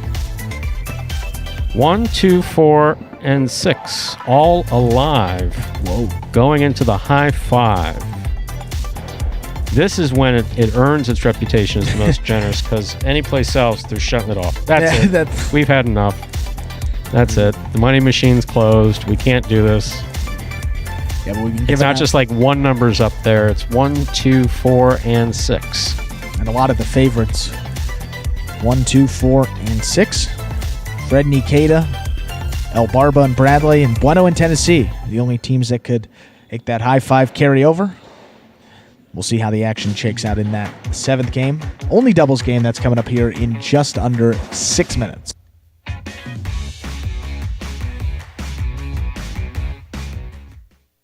Being the overall champ in the rookie season was great. I put in hours and hours of hard work in the off-season practicing, and just to show that it paid off in the end was really great. My goal for the 2020 season is to stay healthy, play to the best I can, but definitely I would love to repeat winning singles and doubles again this year. Like I said, I think it's going to be a lot harder, but it's definitely a push that I want. And I'm happy that everybody's getting better, and it's going to be harder for me because it pushes me to be better, and that's what I want ultimately. I would love to be the champ again this year. I am definitely going to try my best. Like I said, the competition is getting better every day, And so I'm going to push to be the best again, but we'll see. It's going to be a long 7-month season, and I'll hope to repeat what I did again. And that was Douglas' first win of this afternoon performance there, coming in game number 6 out of post 6. As we said, their win number 108 on the year, still winning at a clip of over 40%. In the money percentage, approaching 2/3 of the time. He's right around 67%. Now that's over 2/3. Yeah, right there. 67%. Fantasy points, he's got the most fantasy points, leading points per week. Just an incredible follow-up to his first season here at Magic City Jai-Alai, looking to become the back-to-back singles champion. And of course, when we get back into that doubles tournament, trying to defend his doubles title as well. Game number 7 now, just 4 minutes away as you see those will pays again. So the 1, 2, 4, and 6. We said they're 3, 5, and 7. The only constellations up there that would have it carry over into the performances tomorrow. But if not, $2,000 going out to the winner.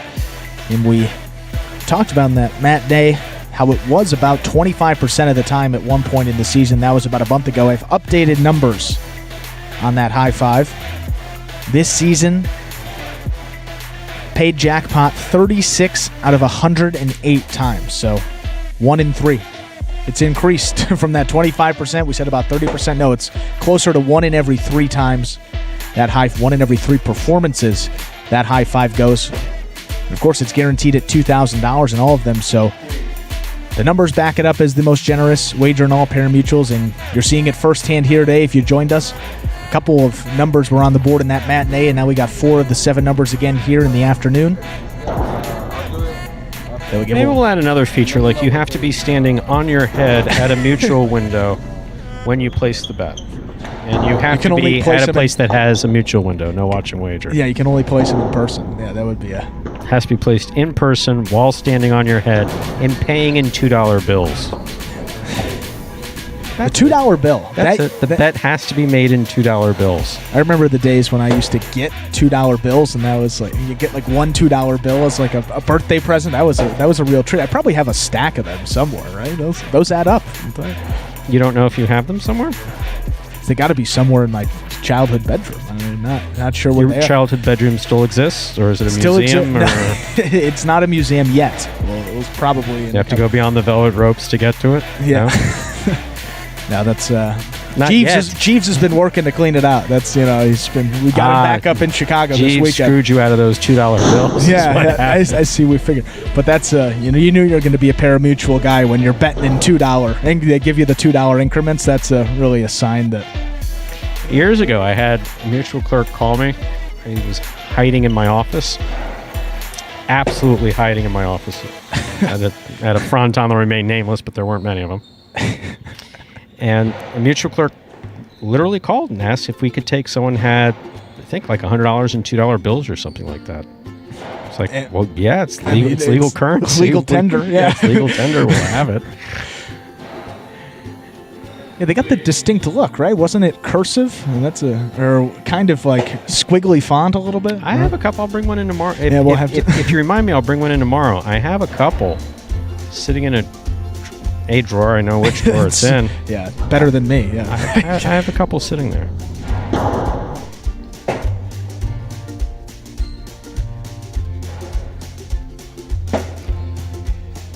And again, Game 7, the only doubles game in this performance. The field won that first one. That was the team of Douglas and Diaz. Douglas substituted for Carballo. Douglas not playing in these doubles games, as you'll see. Lamonte out for the week here. So Diaz back with Carballo. That's the reason why that team did not earn any points. So if you're wondering why there's 5 points missing for doubles in fantasy, that's the reason why. Now we got all 7 teams up for this 7th game. We'll see who can get some points here.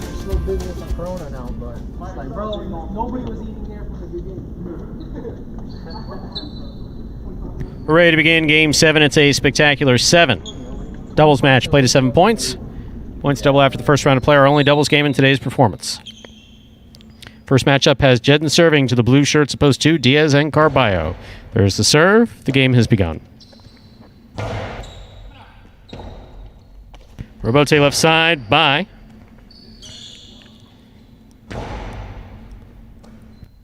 Jed and Diaz makes a nice pickup. Catch by Carballo to the outside. He comes over the top. Ball rule tip in the front court, though. That was a good catch by Ben in the back court. Very good effort, Ben. Point two. Jew first up on the board in our 7th game. Here are the white shirts opposed 3, Bueno and Tennessee.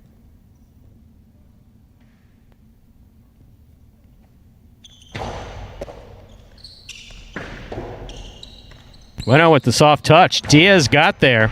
Turns a deep carambola. Tennessee's going to make that rebote. Will it stay in? No. Point two. Green shirts opposed 4 receive. The team of Juice and Ron.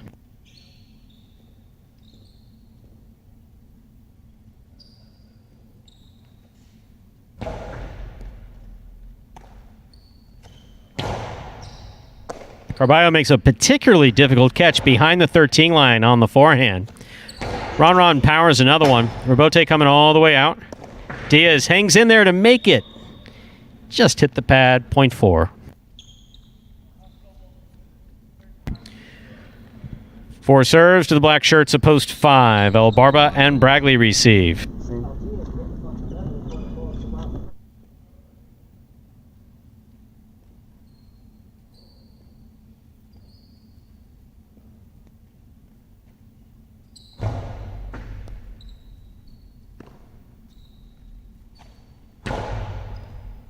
Catch by Ron. Excellent catch by Bragley.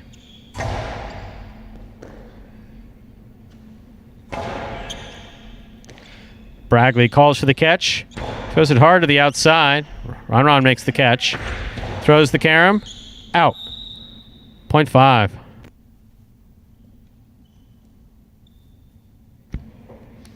Our next matchup has El Barba serving. To yellow shirts opposed 6, Anderluck and Kubala.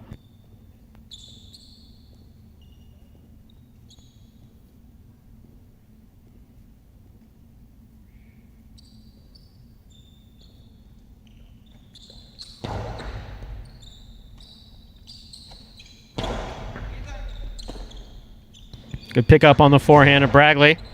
Kubala makes the catch. Hard to the inside he goes. Good catch by Bragley.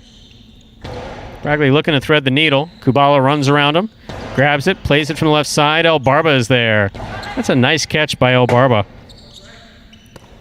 Forehand rebote thrown by Anderluck. Bragley picks it up on the left side. Kubala's there. Kubala over the top. Catch by El Barba. He picks it up.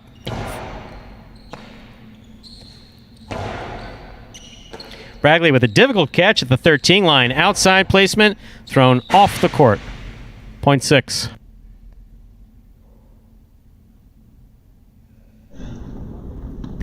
In this matchup, Anderluck will serve to the pink shirts opposed 7, Fred and Ikeda. This will complete the first round of play.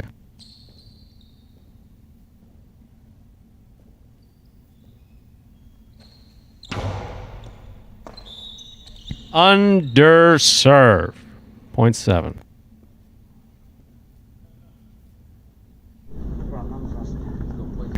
That completes the first round of play. All matchups are worth 2 points now through the end of the game. First to return, red shirts opposed 1, Jedden and Ben.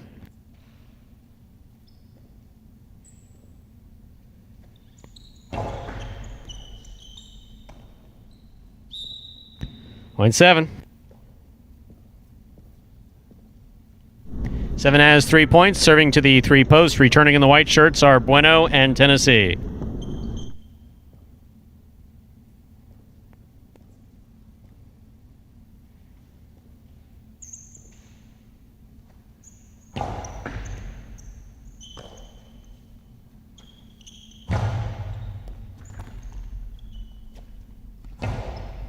Catch by Bueno. He goes deep. Bote coming to Fred. Fred missed the rebote. Point 3. In our next matchup, Bueno will serve to the returning blue shirts opposed to Diaz and Carballo.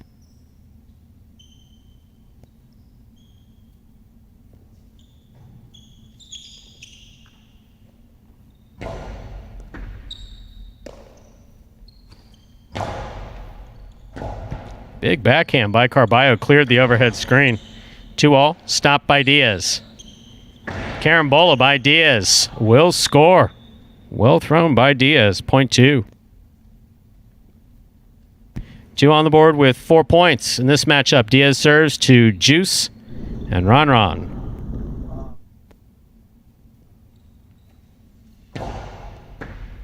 Good serve by Diaz. Ron on the backhand, on the wall. Picked off by Carballo. Juice for the rebote, lays it up to the inside. Carballo's there. Juice again on the rebote with the soft touch. A little too soft, that missed. Point 2.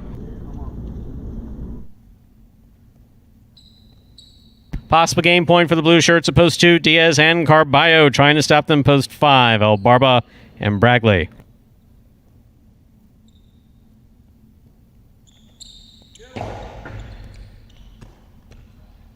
Point and game, ladies and gentlemen. The blue shirts at post 2. Diaz and Carballo. No playoff here. 7 places, 3 shows. Unofficial order finished 2-7-3.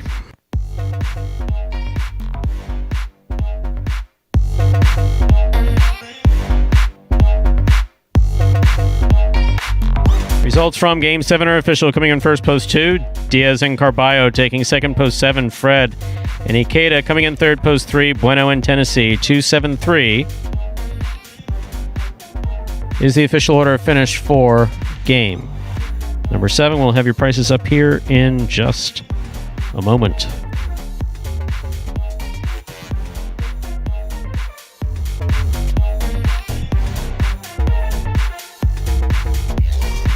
There are your prices for Game 7. $2 Quinella 2-7, $32.40. Trifecta 2-7-3. That's first, second, and third place finishing $259.80.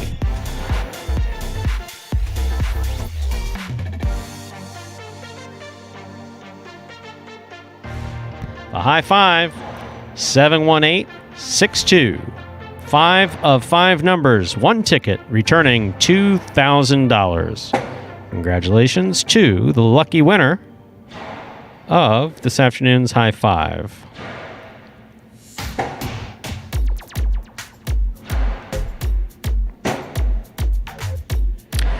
Up next, ladies and gentlemen, game number 8. It's a spectacular 7 singles match. Played to 7 points. Points double after the first round of play. Post time for game number 8. It's only 7 minutes away.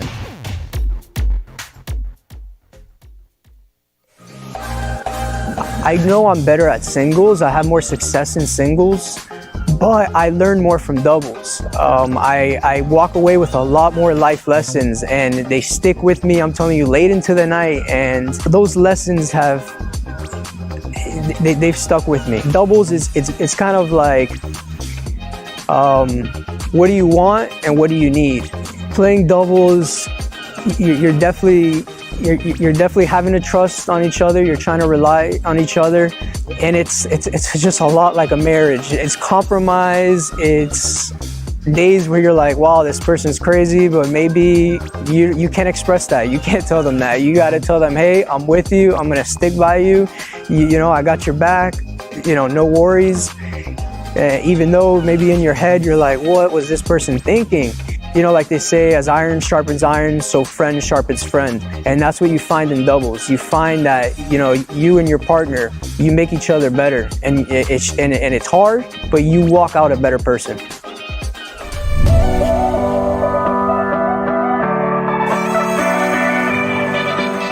Outside placement from Poole. Macier goes back for the rebote, diving, and that's a 2-all, and lands just in. That will score.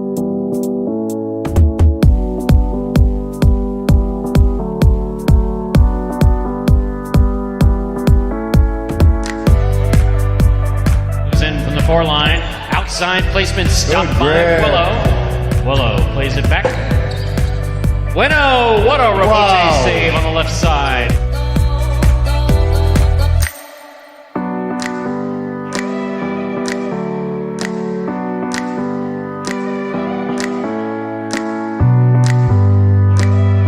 Karam stopped on the forehand of Jin.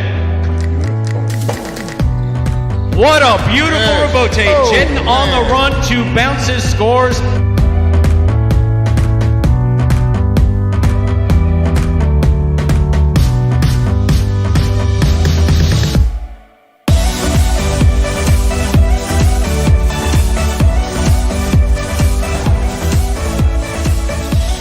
Back to the inside, Carballo goes.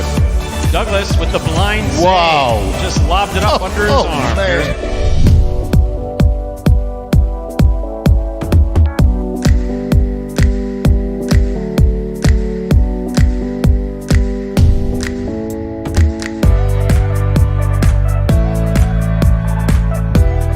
Rebote thrown beautifully. Antelope gets out of the way. Rebote's back up.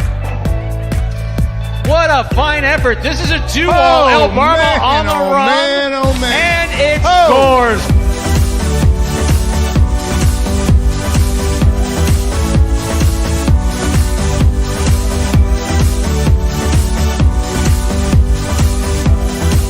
Carballo picks the serve. Here's the reverse. That is a diving save by CRB.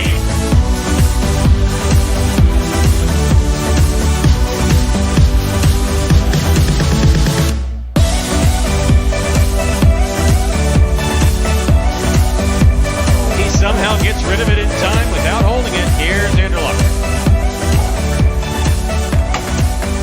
Carballo diving save. What a fantastic rebote thrown by Carballo.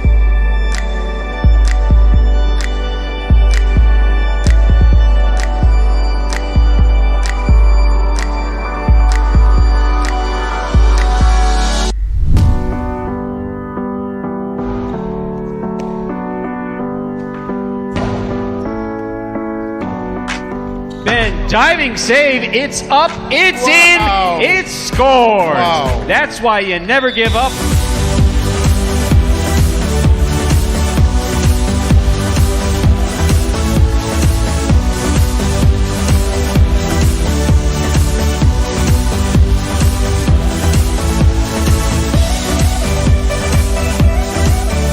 Big left side, takes an interesting hop, goes to the outside. There's Douglas. First played back to the inside, high bouncer. Carballo waits for it. Wow. Unbelievable rebote save.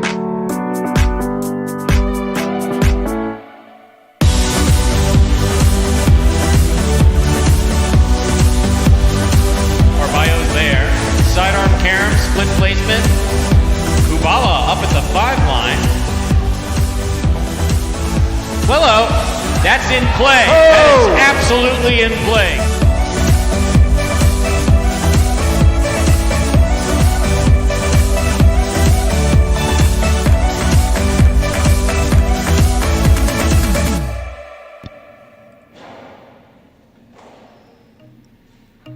And there were a collection of the top 10 rebote saves from the 2019 season, of course, last year here at Magic City Jai-Alai.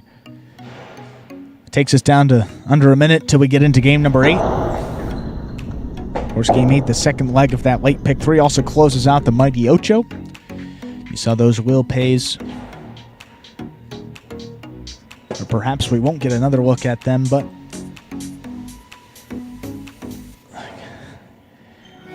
so you think about YouTube is, you go back into the feed, you look at the prices if you missed them here. Those Ocho giveaways. Don't know if we're going to get them. People paid for 10. them. Oh, yeah. They paid for it. A little money in that Ocho, $3,000. The new guarantee now through the end of the season, actually. We saw a couple 6 out of 8s, 37-20, the highest one. Now it's on post 7, and that's Douglas. Good luck. It's time to begin our 8th game. It's a spectacular 7 singles match. It's played to 7 points. Points will double after the first round of play. Serving in the red shirt at post 1 is Ikeda. Our first matchup has Ikeda serving to Kubala wearing the blue at post 2.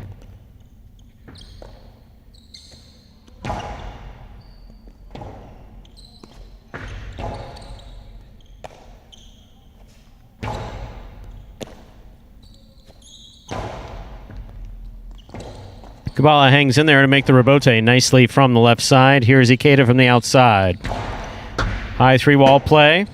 Kubala read it, returns the rebote beautifully. That's two. No. No. Nope. Point 2.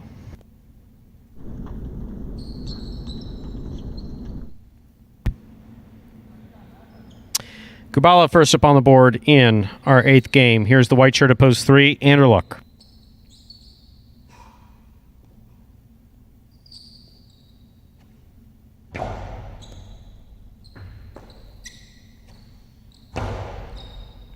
Kubala moves back to make the catch on the left side. Passes Anderluck on that reverse. Kubala reaches up, makes the catch. Hard to the inside he goes. Anderluck missed it. Point 2. 2 serves, the green shirt at post 4, Ron.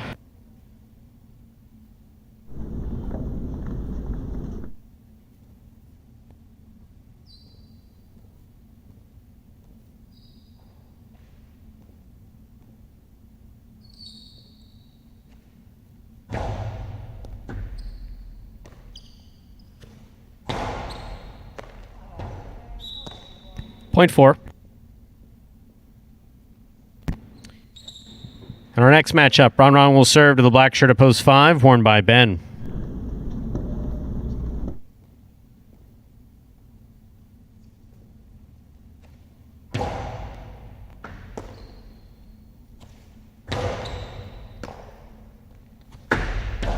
Sidearm carom, stopped by Ben. Beautiful catch by Ron. Back to the inside he goes. Good pickup by Ben on the left side. Low and hard, caught by Ron.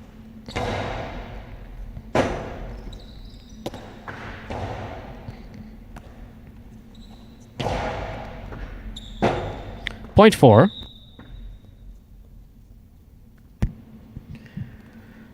In our next matchup, Ron will serve to the yellow shirt at post 6, Carballo.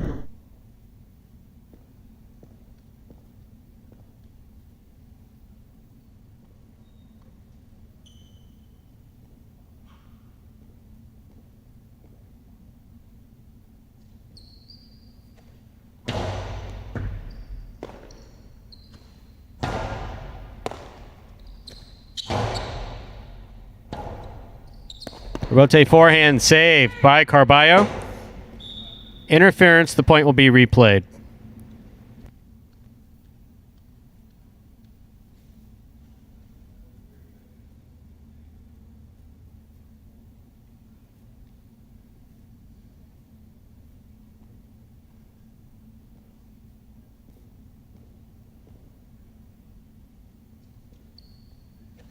It's a hard serve by Ron, caught by Carballo.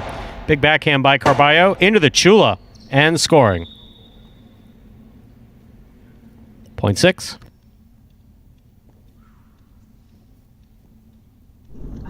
Carballo will now serve to the pink shirt at post 7, worn by Douglas.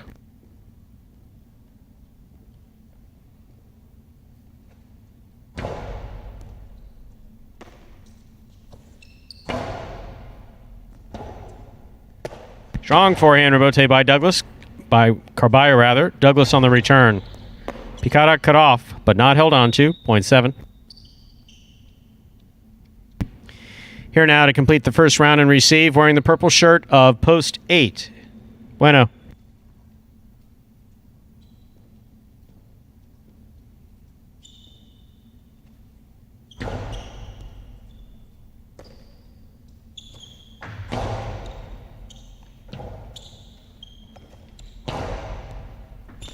Excellent catch by Bueno behind the 11 line. He gets it back into play. Douglas on the backhand. Rebote left side. It's a 2-all. Douglas makes the catch. Hard throw. Picked off by Bueno and another great catch. Ball tipped at the sidewall. Point 8. That completes the first round of play. All matchups are worth 2 points now through the end of the game. First to return in the second round, post 1, the red shirt, Ikeda.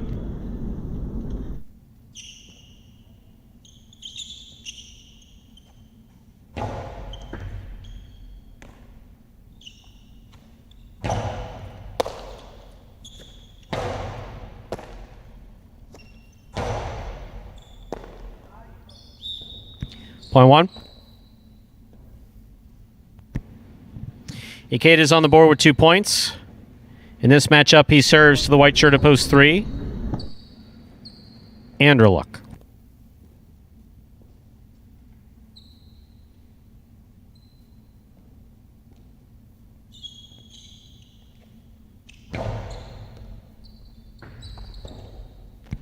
Point 1. Ikeda has 4 points. He serves post 2. Kubala.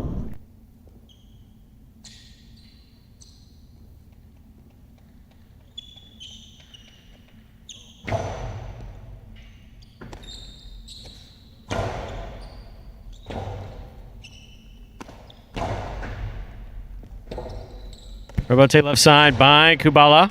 Catch by Ikeda. Did a nice job bringing it around on his right side. Robote forehand. Catch by Ikeda. Backhand from the 9 line. Kubala. Tip ball. Point 1. Possible game point for the red shirt at post 1. Ikeda. Trying to stop him. Ben. Black shirt at post 5.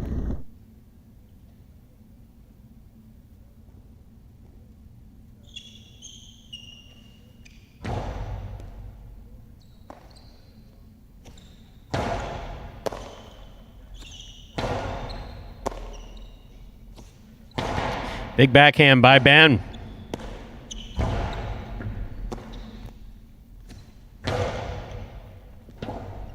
Rotate left side to the outside. Ben's there. Returns a carom. Ikeda makes the stop on the forehand. Returns it. Ben with a great pickup at the 10 line. Nice catch. And he scores on the return. Point 5.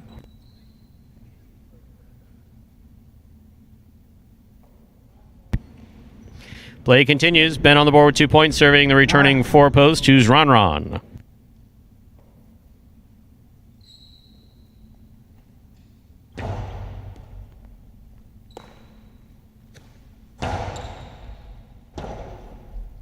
Robote left side by Ben.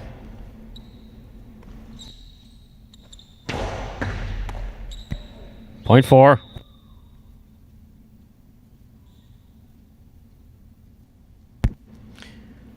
Four on the board with 4 points. Here's post 6, Carballo.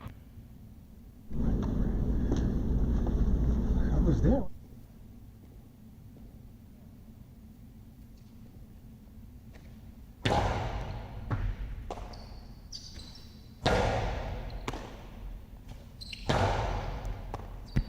Point 4.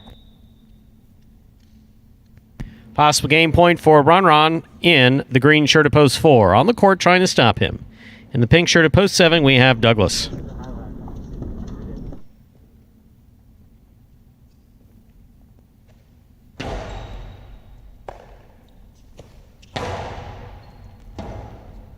Robote forehand by Ron. Douglas with a tip ball, point and game, post 4, Ron.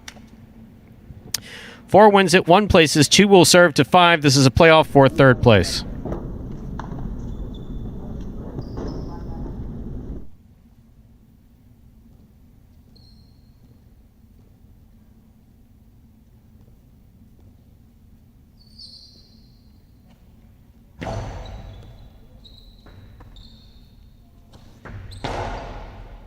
Kubala on the catch.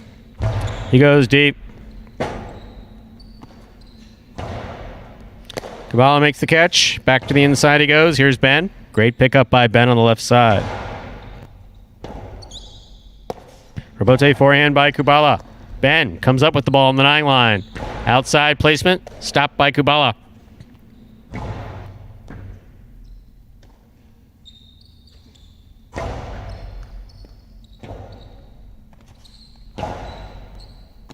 Ben from the 9 line. There's the carom. It does not open up. Kubala stops it up high. Picata, big bounce. Will score. Point and a 3rd place finish for post 2. Kubala. Unofficial order of finish 4-1-2.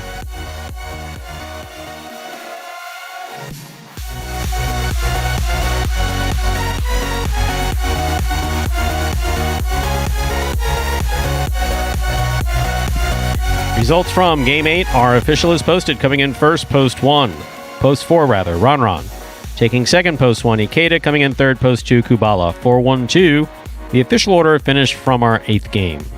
And there are your prices. The Mighty Ocho, 627-18, 624, 6 of 8 numbers, returning $18.60.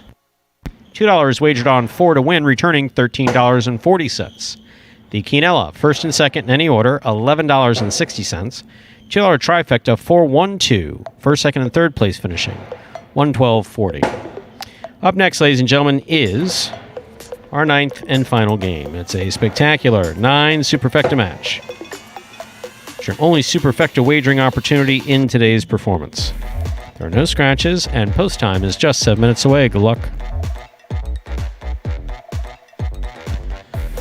And to explain some of the subtle differences in scoring between these 7 and 9 point games, I got a video that will clear anything up for you. Take a look.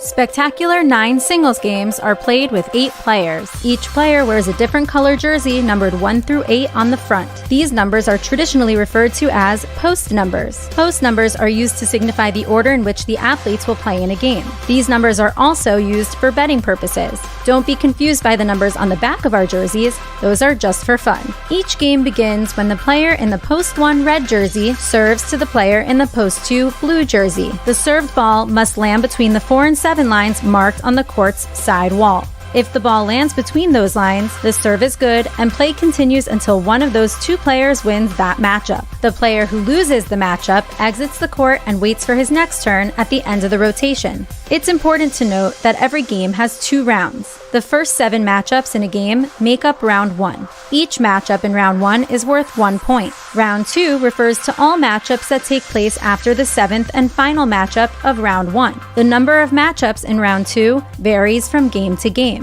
And in round 2, each matchup is worth 2 points. The first player to earn 9 points wins the game. And we are now 5 minutes away from the start of the finale here. This Thursday afternoon performance. Final game of the day here. We'll be back tomorrow. 2 more performances, same times, 12 noon and 4 p.m. 9 games each. Then Saturday, we'll be back 4 p.m. and 8 p.m. And we close it out Sunday at 12 noon. You see those will pays there for the late pick 3. A couple consolations on the board, but outside of that, some nice payouts for a couple numbers up there.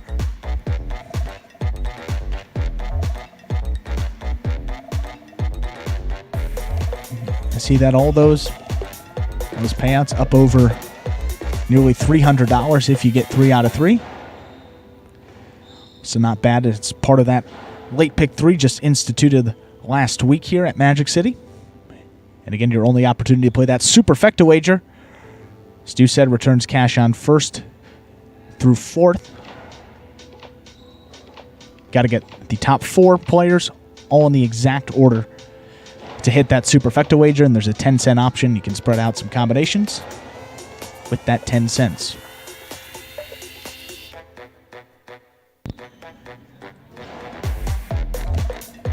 And recapping the day, looking at the single standings here. 2 guys that have jumped off to a hot start. Ron looked like the wheels were falling off, made some uncharacteristic mistakes in that doubles game, and then the warm-up in Game 8 didn't look great, but turned it around in a hurry, picked up the win. Far cry from where we thought he would be there. His 3rd win of the day to go along with 2 places, so he's in the money 5 of his 7 appearances. Douglas, the exact same, 2 wins, 1 place, and 2 shows for him, so in the money in 5 of his 7 games as well. Ron leading the roster in terms of fantasy points. You were playing along with that. And he is tied in the lead for that Golden Cesta. Golden Cesta is an award given to the player with the most singles wins each week. And he's in a tie now with Ben, last week's winner, both of them with 3 through the first 2 performances of the playing week.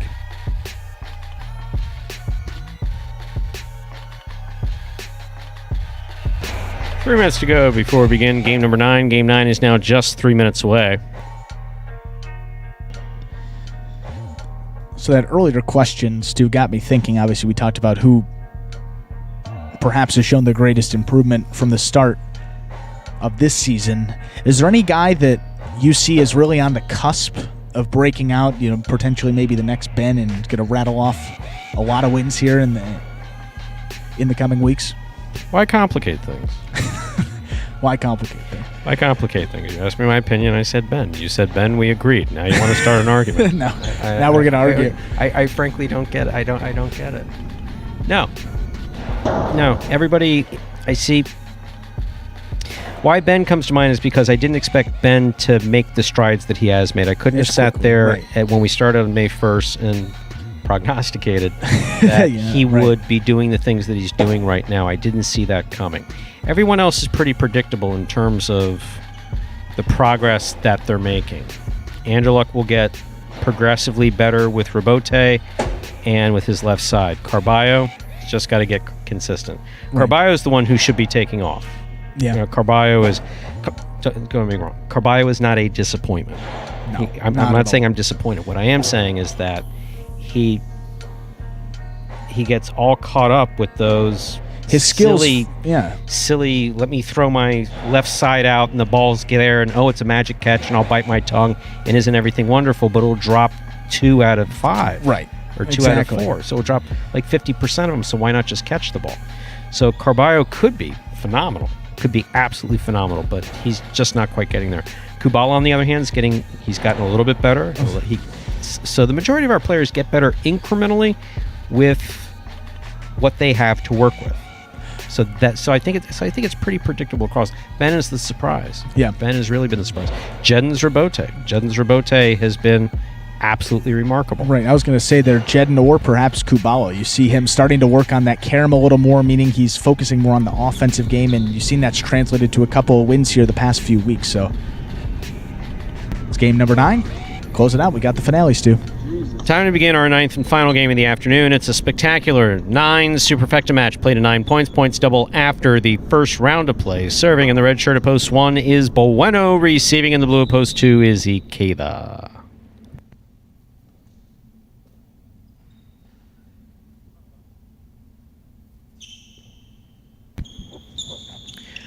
Bueno serves. We begin game 9.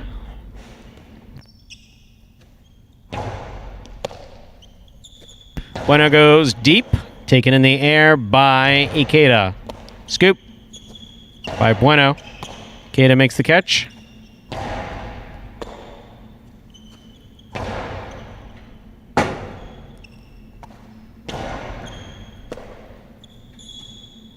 Big backhand by Bueno. Robote forehand goes straight back, taken in the air by Bueno. Ikeda makes the catch. There's a hard throw. Scoop attempt missed by Ikeda, point 1.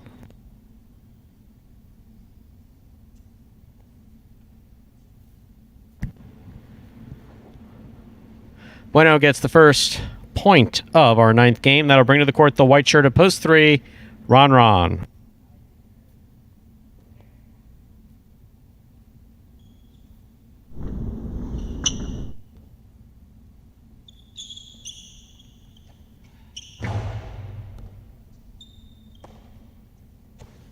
Big backhand by Ron. Straight out of the corner it comes, where it scores, point 3. Green shirt at post 4 receives. Here's Ben.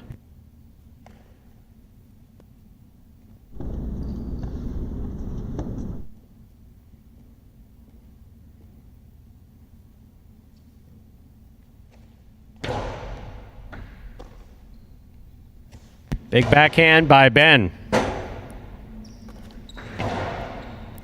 Ben from the forehand.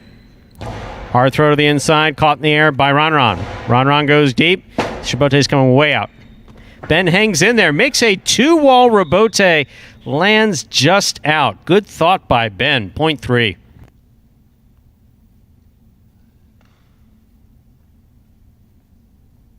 Here's post 5, the black shirt receiving. Ron serves to Carballo.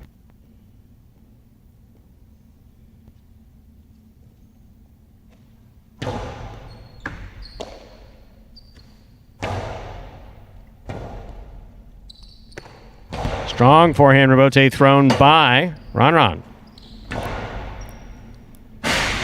Point 3. Ron's made 3 straight points. Here's the yellow shirt of post 6 receiving Kubala.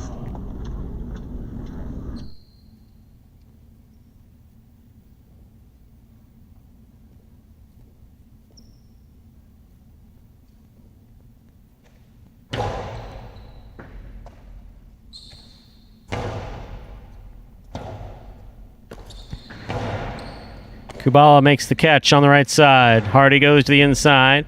Nice pickup. Almost. That ruled to have been juggled up in the air. Ball must be caught and stopped in the system when you make the catch.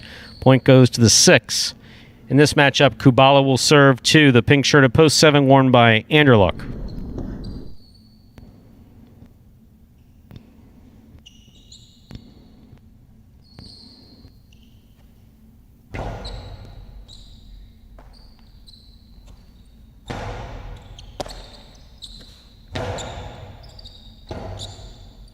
Rebote left side. Stays away from the overhead screen. Picata picked off on the left side of Anderluck. Nice backhand. Caught by Kubala.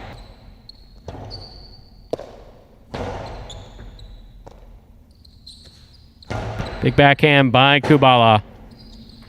Rebote from the forehand of Anderluck. Kubala's there.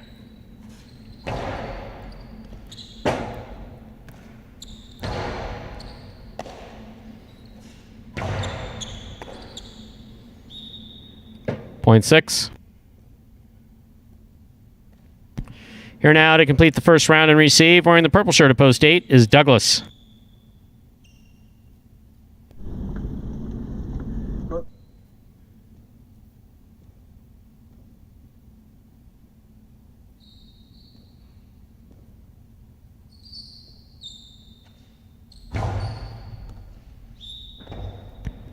Point 8.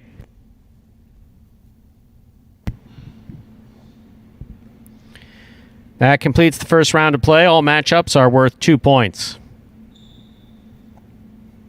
Receiving in the blue shirt of post 2, Ikeda.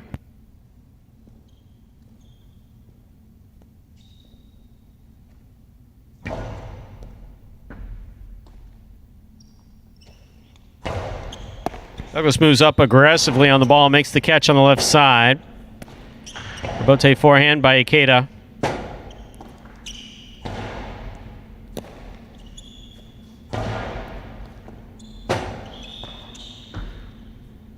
Ball ruled to have been tipped before he made the rebote attempt. Point 2.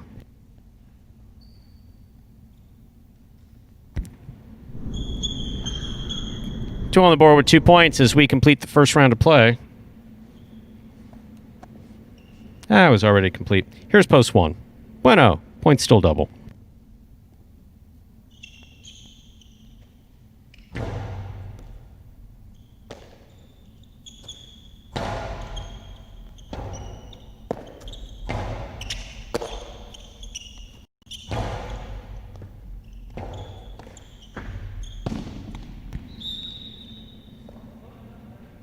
Point 1.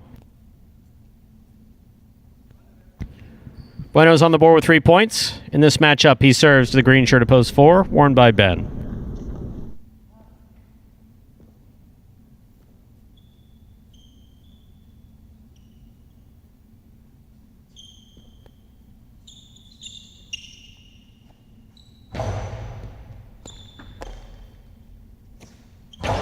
Big backhand by Ben. Rebote's coming all the way to the 4 line.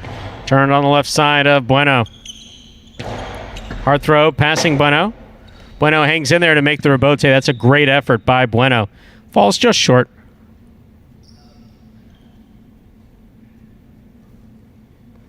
Point 4.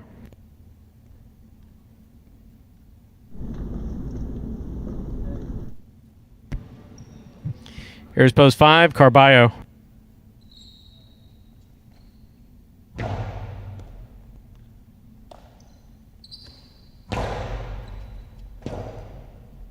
Ben, good effort on that rebote.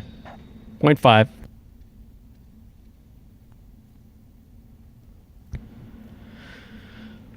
Carballo has 2 points. He serves the returning 3-post, Ron.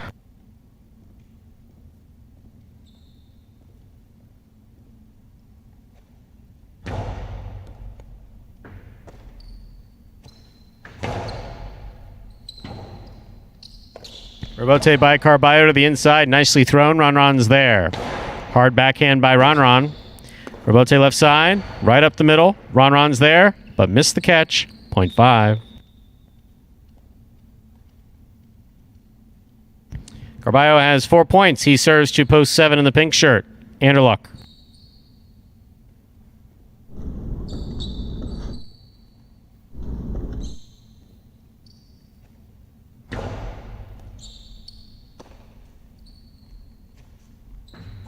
Picada by Anderluck. Picked off on the forehand of Carballo. Hard to the inside he goes. Ball tipped off the scoop attempt, 0.5. 5 on the board with 6 points. Carballo serves to the 6th post. In the yellow shirt, we have Kubala.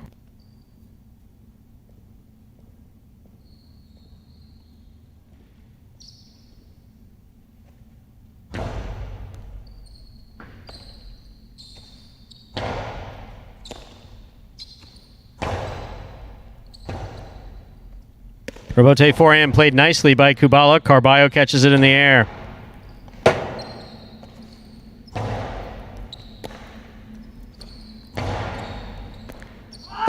.5.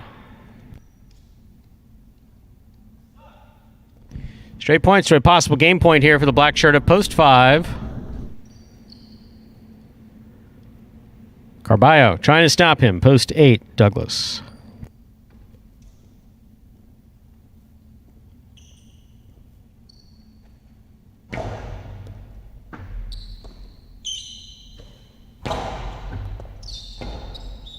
Ball rule tipped. 0.8.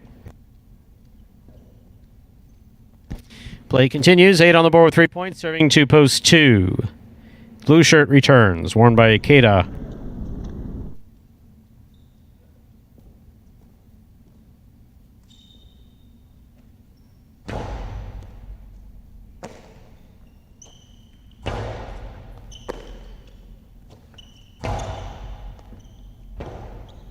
Rebote forehand save by Ikeda. He clears the overhead screen.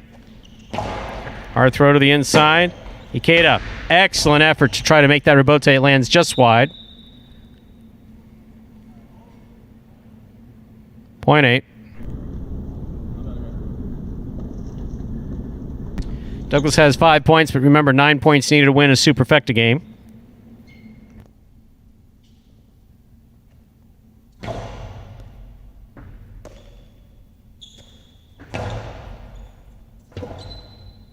Bote left side. Will score. 0.8. Possible game point for the purple shirt at post 8. Douglas. On the court trying to stop him. Post 4, the green shirt, Ben.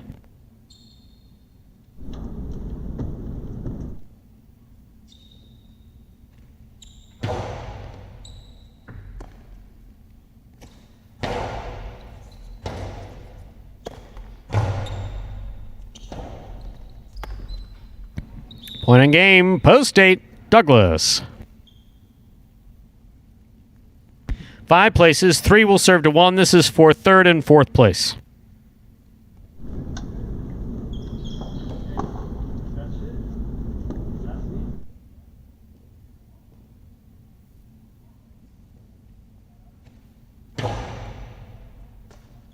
Great catch by Bueno.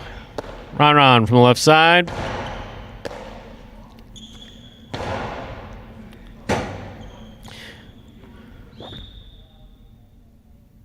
Point and show to post 1. Ron in post 3 takes the quad. Unofficial order finish 8-5, 1-3.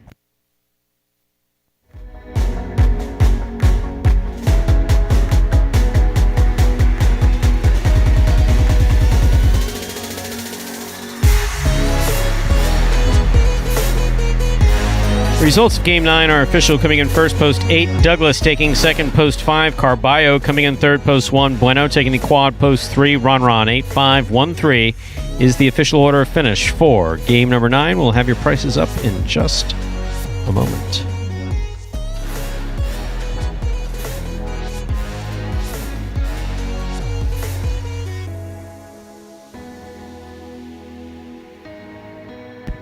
There are your prices. $2 quinella, 5.8. That's first and second in any order, 5.8. $24. Trifecta, 8.51. $251.40. 10-cent super, 8.513. $69.49. And the $2 pick 3, the late pick 3, 248. 3 of 3 numbers returning, $293.80. Overall, a good day of play here at Magic City. Yeah, pretty good start to the playing week here. A couple of guys getting off to hot starts. Douglas, uncharacteristic of him these past few weeks, has been cool on the Thursday performance, but 6 of his 8 games he was in the money, so that's a great start for him, including 3 wins, 1 place, 2 shows. Anderluck, multiple wins. Ron, he's got 3 wins, and then Ben, of course, following up that great week. We've talked about it at length in this performance, how great he's been, and shows it again. 3 wins, 1 place, and 1 show for him, so it'll be interesting to see how the week closes out, if we'll have a Douglas, Ron, Golden Cesta winner, one of those 2, or perhaps Ben could win his 2nd in a row. We shall see. That, ladies and gentlemen, will do it for this Thursday afternoon performance of Live Jai-Alai in the Magic City on the Jai-Alai Channel. We're glad that you chose to join us this afternoon and invite you to join us again tomorrow. We'll play 9 more action-packed games at 12 p.m., followed by an afternoon performance at 4 p.m. We do hope that you enjoyed today's Jai-Alai action at Magic City. Please like and subscribe to the Jai-Alai Channel. And let us know any thoughts or questions you might have in the live chat while we're actually playing. On behalf of the players, staff, and management of Magic City Jai-Alai, we thank you for joining us today and hope you'll join us again tomorrow at 12 noon. Goodbye till we can see you back here at Magic City Jai-Alai.